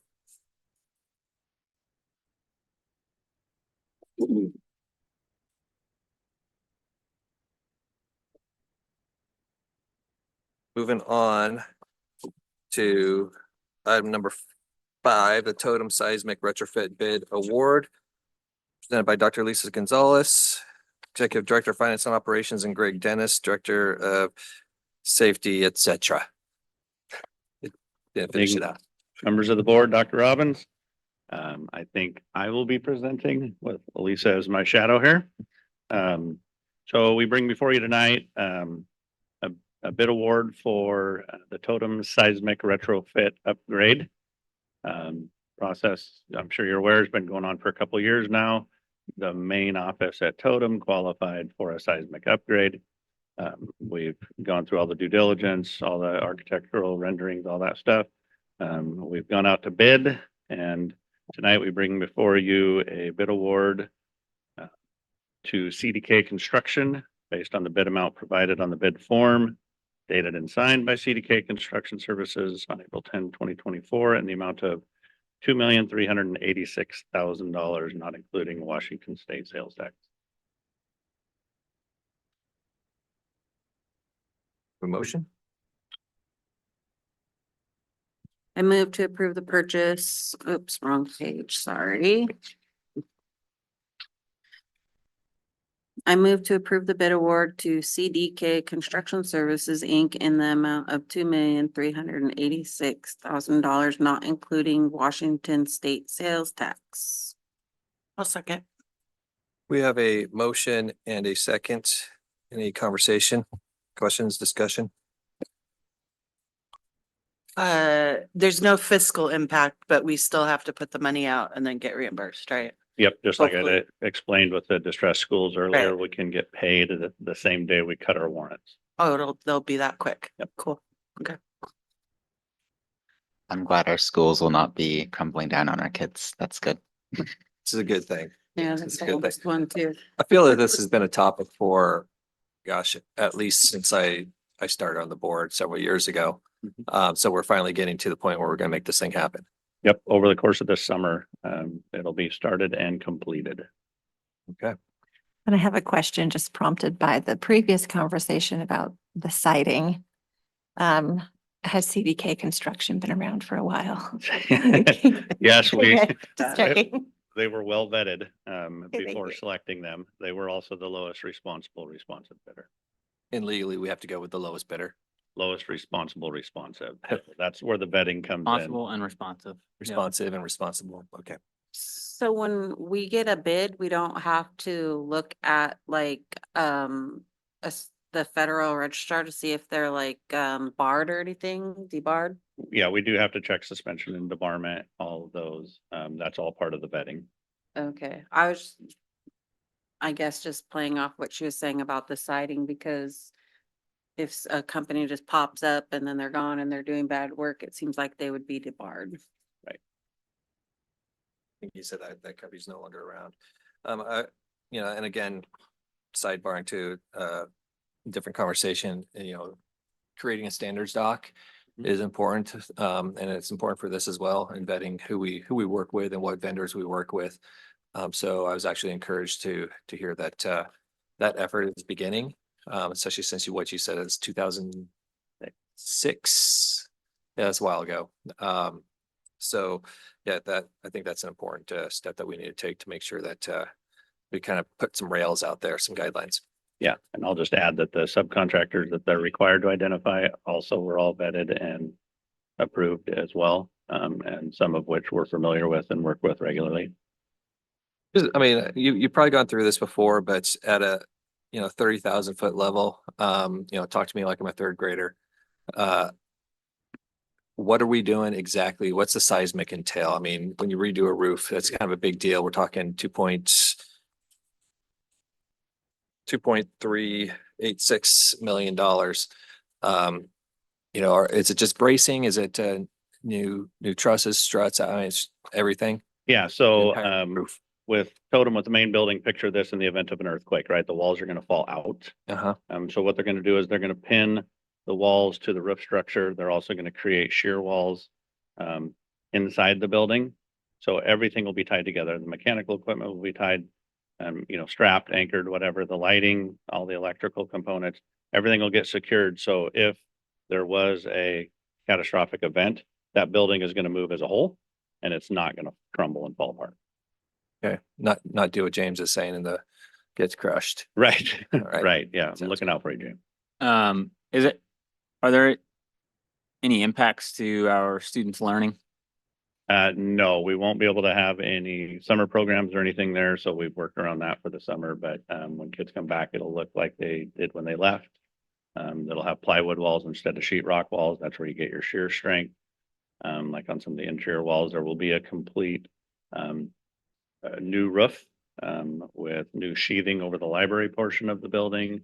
And then they're re-roofing the whole entire building. They were originally going to patch it where they went in and anchored. And I argued as much as I could with OSPI until they finally approved that they would replace the entire roof structure.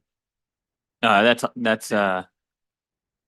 excellent because it needs it. And so after they replace the walls, is CDK on the hook for painting those walls as well, or are Yeah, we taking so that on? if they have to take out any casework, the contractor has to reinstall that casework. Anything that comes off the walls goes back, same color, which is our district standard, off-white. But yeah, they have to paint everything, they have to restore everything. Where they go in, they're also going to go down underground a little bit. So they're going to cut out 2-foot footings, 2x2 footings that they're going to put in there and tie the walls to them. So again, everything's going to shift together. So they'll replace the tile. If they can't match the tile, then they have to replace the room. Great. Thank you. You bet. 1 second. Are we still recording? On Zoom, this one's still running. Okay. Thank you. Any further comments? All right, all in favor? Aye. Motion passes. Thank you. Hey, Dr. Lisa Gonzalez, Executive Director, presenting on financials for March 2024. Dr. Robbins, board members, members of the public, thank you very much. This is our newly revised approach to bringing financial reports. This is for the month of March. The presentation that they're trying to load right now, all it is it's taking the narrative from the report and putting it into a slide. So not a whole lot that's different between the two. The executive summary for the month of for the month of March actually has student enrollment for the month of April. We decreased about 83 students from the month before. Most of those falling in high school and middle school. We received approximately, and I'm just going to keep going with this. We received approximately $895,000 in property taxes, about $9.1 million in general apportionment, and $3.7 million in state grants. We also received $1.2 million in federal grants. Our expenditures for the month, approximately $15.5 million. The bulk of those were in salaries and benefits. I think it was about $13.8 million in salaries and benefits. We ended the month negative in fund balance. And so far we've spent about 52.24% of our budgeted expenditures for this point in the year. And we're a little past the halfway mark now. In capital funds, the only big change is that we received some of the matching funds in for the totem seismic project. So we're finally getting to the point after some conversations that Mr. Dennis had just mentioned, where we've talked to the state and they've let us know that if we actually invoice them, if we invoice them as soon as we receive an invoice, they can make sure that that timing is aligned. And that's something that we didn't know before. So we're creating cash flow problems before that we don't have at this point in time. We still owe ourselves $5 million plus interest on the borrowing for the capital fund projects. Our debt service fund has about $1.8 million in it right now. No big changes in ASB. They're still fairly wealthy at 1.5 million in that fund balance. I can see the presentation up there. I am, let's see, go one more slide. Got it. Okay. In the transportation vehicle fund, and that is a restricted budget that we can only use for vehicles. We did have one yellow bus that was purchased, and we've got about 700,000 that's left in that. And you'll remember from the last board meeting, we also had two more buses that were just ordered. This is our monthly student headcount for the month of May. This comes in our P223 report. And it provides detailed information where we can actually delve into every single school site, and we can see how the school site numbers have changed. Head count, meaning the number of students that are actually enrolled. So you can take a look at the school that maybe you're most interested in, where you might work, that's something that may be in your neighborhood, but you can see them all broken down here. We do take the counts right at the very beginning of the month. The next slide has our enrollment changes year to date.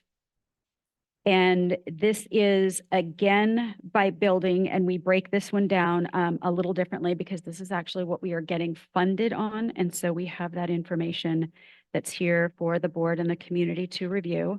We're always going to continue to bring this because this is really what is able to sustain and drive our budget. The second to the last slide that is in this packet, this is the financial overview for the general fund. As has been explained before, our revenue is what we're estimating every month. We're pretty spot on with that. For the next area there for actual expenses in both payroll and AP, which is accounts payable, if you go to the right on each of those columns, what you see as of April, May, June, July, and August, you see nice round numbers because those are our estimates and not our actuals. You can see the months before that are actuals. We had anticipated in the month of March having about $2 million in accounts payable. We came in 5,000 more than that. So it lets us know that our estimates are getting closer as the year has continued. We're going to continue to watch the payroll expenses because what we're seeing in payroll is we've got about this last month, about $250,000 in wiggle room there, as opposed to the 13.8 million that we saw. So if we see another month here where we are a couple $100,000 lower, we would be then going in and adjusting the following months for the remainder of the year. How that affects us is it affects us at the end of the school year because it means that there is more funding available than we thought we would be spending, which for us would be a good thing at this point in time.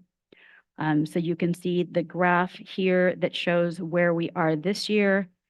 We have projected cash flow, so that is in the black on the very bottom of the chart. And then if we go to the last one, these are a tad bit out of order, but this shows our student head count, and we'll make sure in the future that we get this slide in a little further. So this is the financial report for the month of March. It's a snapshot back in time of what that month looked like. Happy to answer any questions that you might have. There are probably also another 25 to 26 pages that are part of the budget report with all of the documentation that comes directly out of our financial system. Thank you, Dr. Gonzalez. Do we have a motion?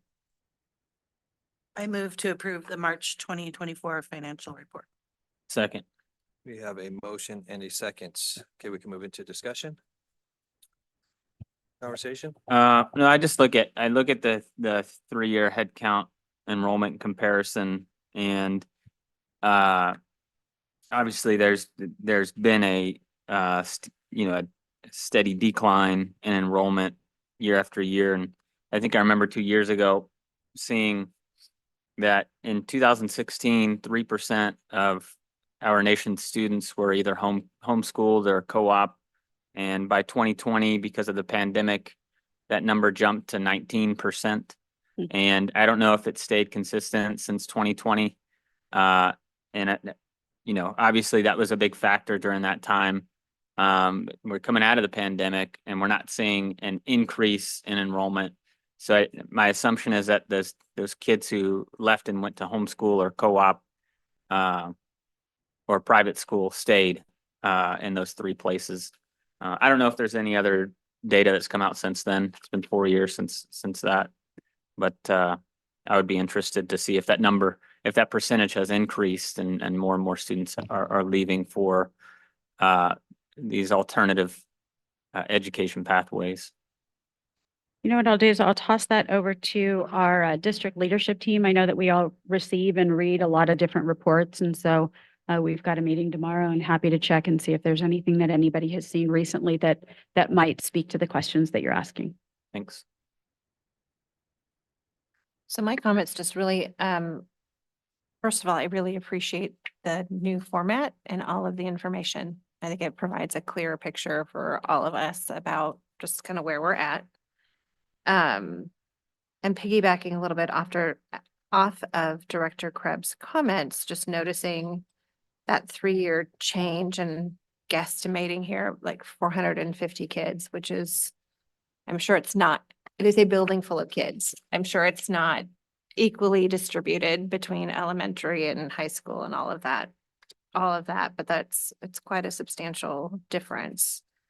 And then I was wondering if you could remind me, because I feel like I remember Director or Dr. Walker saying, there's a reason that we drop enrollment in high school and it makes sense. And now I don't remember the reason. Or that it's typical to, is it typical to kind of see high schoolers kind of fall off? I haven't worked in a district where you don't see enrollment decline at this time of the year in high schools. It could be everything from they've, oh gosh, I'm just trying to think of some of the reasons they may have finished up at semester. They start to enroll in other things. They're usually it's natural attrition. It's not like they just ran away and didn't finish. It tends to be that they start to finish up. Okay, thank you. Maybe not come full time. You know what I mean? They've got these Right. classes. They don't need to be a full time. They can get done in 5 instead of 6 periods a day. Those will make that happen. I'm sure. I think I did early release, late arrival and a work study my second semester of my senior year in high school. I mean, you know what I mean? It just Yeah, happens. yeah. You start doing Yeah. other things. Yeah. Out at lunch during my senior year. I don't have a first period, so I get to roll in at like 8:30 or something. Right. Yeah. Yeah. Or like running start. You did it right. I had 0 period. I did it wrong. Ooh, that's brutal senior year. And then my only other question is really around cash flow and projected cash flow and looking out to June and July and August. And if I remember correctly, in June, we have a loan payment that we need to make. Is that why we see that number? Yes, except it's not that we have the loan payment. It's that they actually short us the amount of the loan, right? And so we don't get the full amount, except there is a language change that's proposed. I'm not exactly sure when that could take place, but what that does is it would actually smooth that over so that, so what happens in our case for the cash flow is the month of June, we would be negative, but then we get more in apportionment in July and August. And so based on what OSPI is seeing with our district and with other districts that have taken apportionment advances, if we were able to not pay all of it in June and have it smoothed into July and August, when we get more money, we wouldn't need to again borrow. And so it has to do more with apportionment, but it is a month where we will have less on top of already expecting less as a lower month. Okay, so in this report doesn't include that expected change from OSPI. But It does not, because I have not heard that that has gone through yet. perfect. So once they say, yes, we are definitely doing this and this could change. Correct. Okay. We're good? I'm good. All right. All in favor? Bye. Motion passes. Thank you. All right, we have a few follow-up items, work study dates, May 13th, 2024. That's next Monday already. We're having an information session at the new city hall in their the council room at 3:30 to 4:30 PM. And then we're having a special joint session in public hearing at 5 PM with them as well to talk about the proposed building swap, May 20th. 2024 work study regular session meeting and superintendent comments.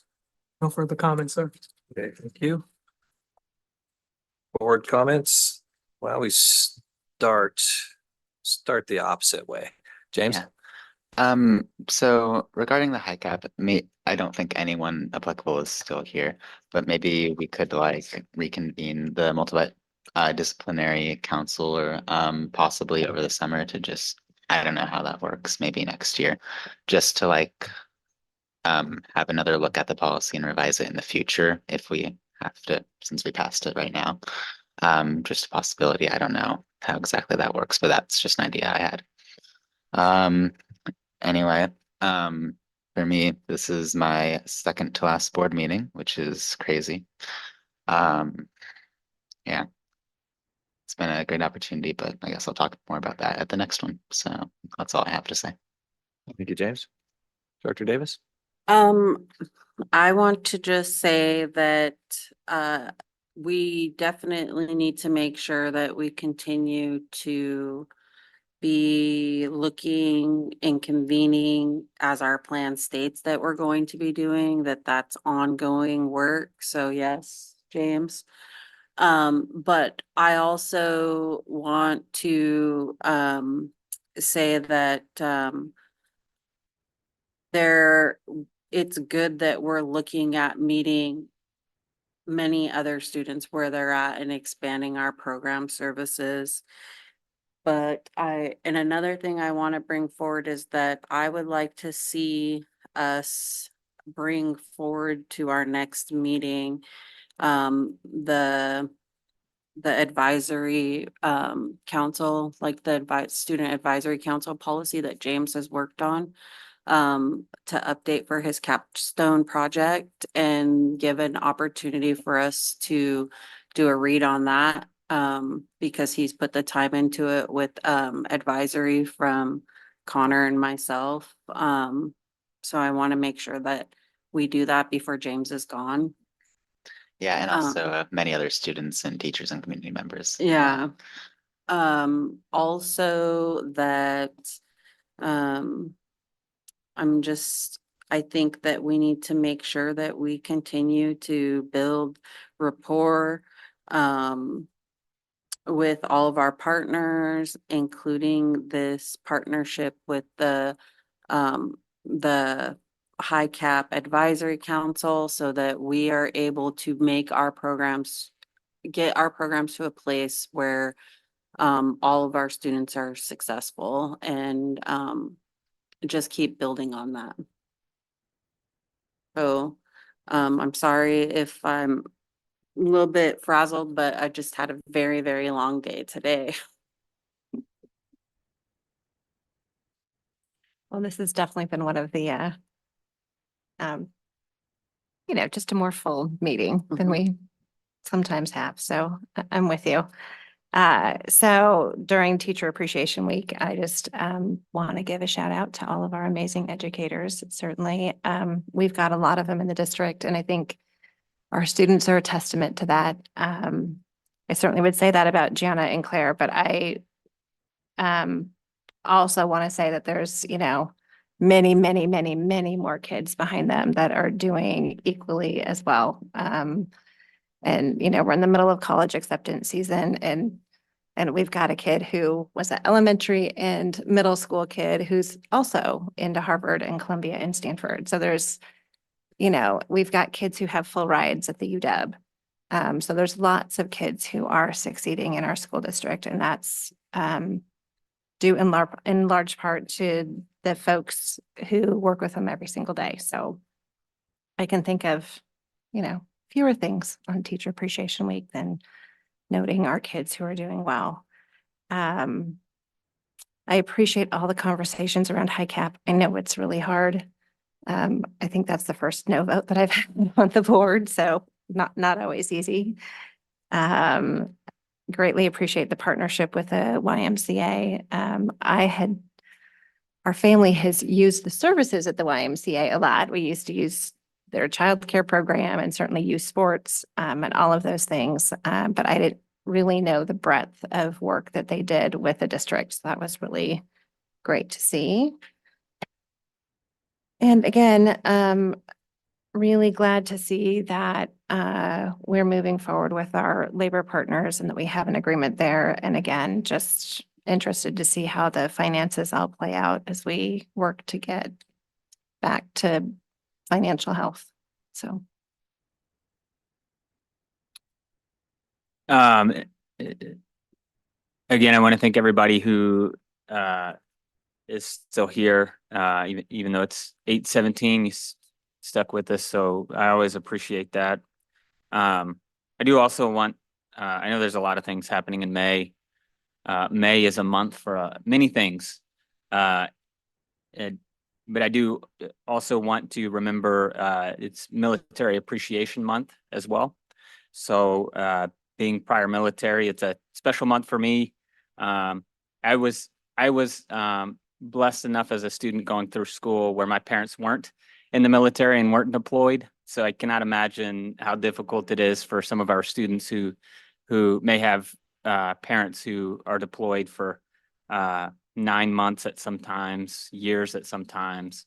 It's got to be difficult. So I just want to again pay my respects to military members and students who have military parents.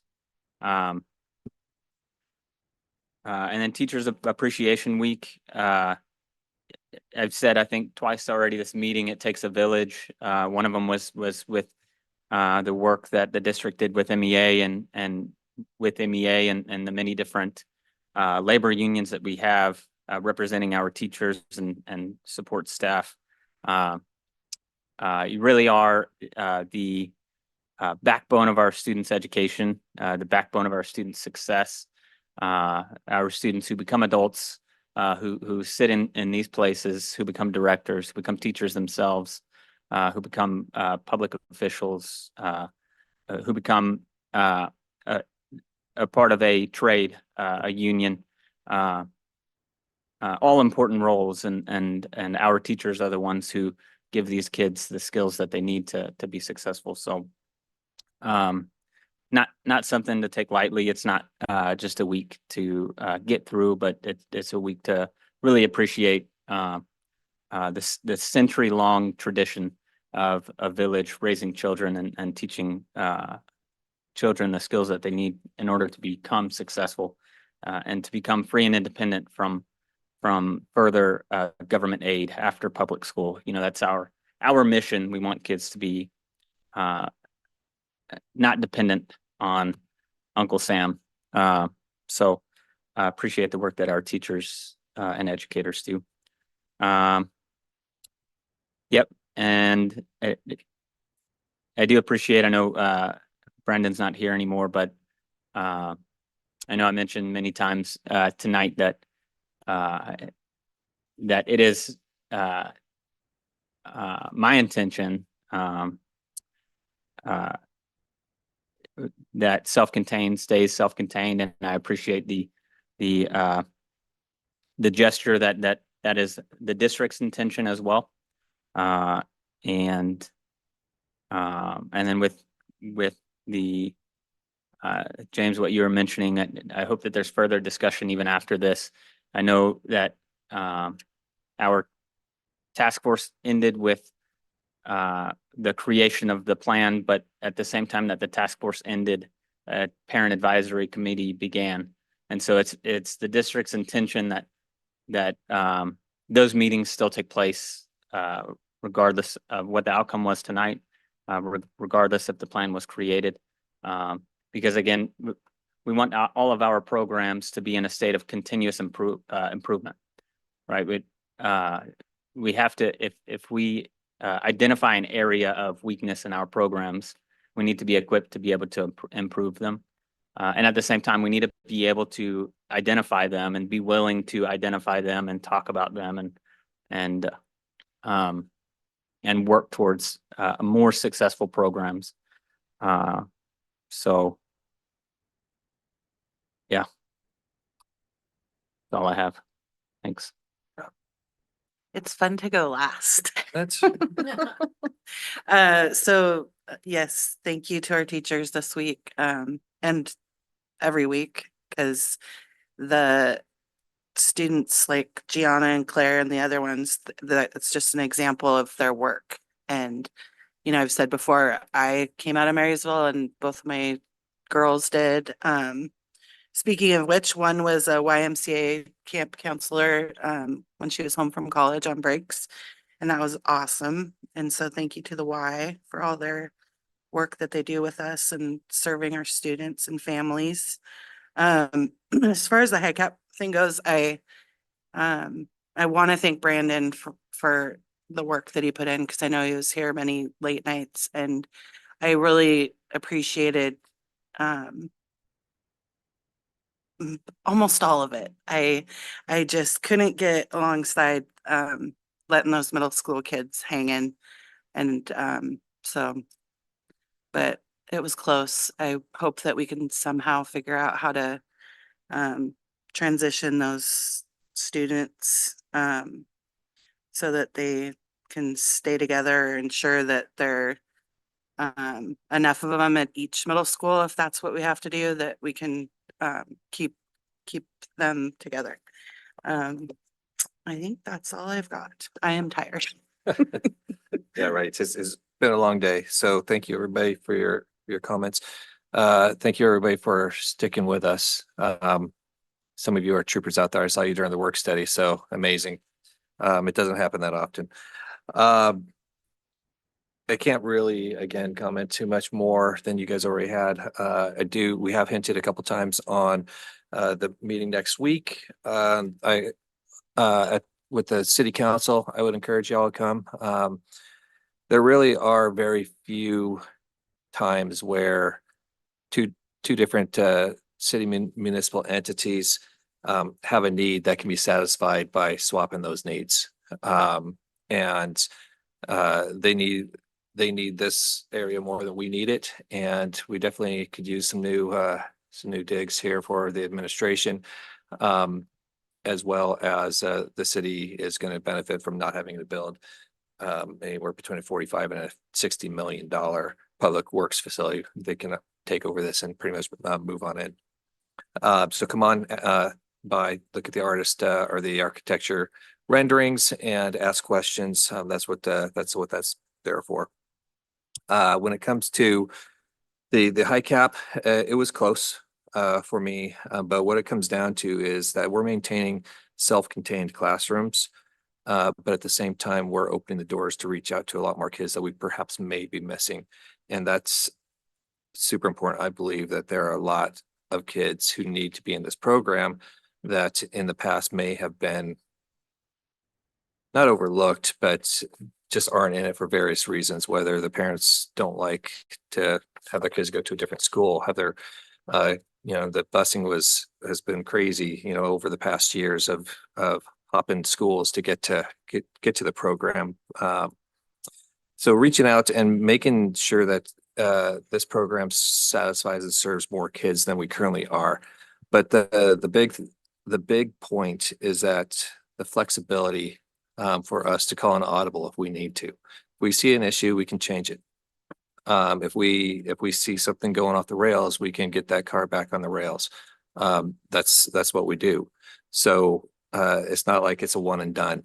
So just be assured that we will be vigilant, and we also want to make sure that we're asking that the advisory committee be vigilant as well and bring forward any concerns that needs to come before the board, because that's most likely where some of these audibles are going to come from. I think that's it for me. And at that, it is 8:26 and 3 seconds. I adjourn the meeting.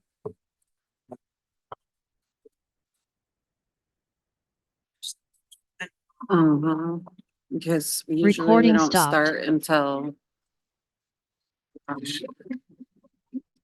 4 or 5. Our work study until 5. At 4:30, Yeah, we need to get that done. the 4-hour meeting. Every time we go? No, I always not thought always. we started at 5. Oh, yeah. Oh, I see what you're saying. We started early. And I had a long day. Your question. Yeah,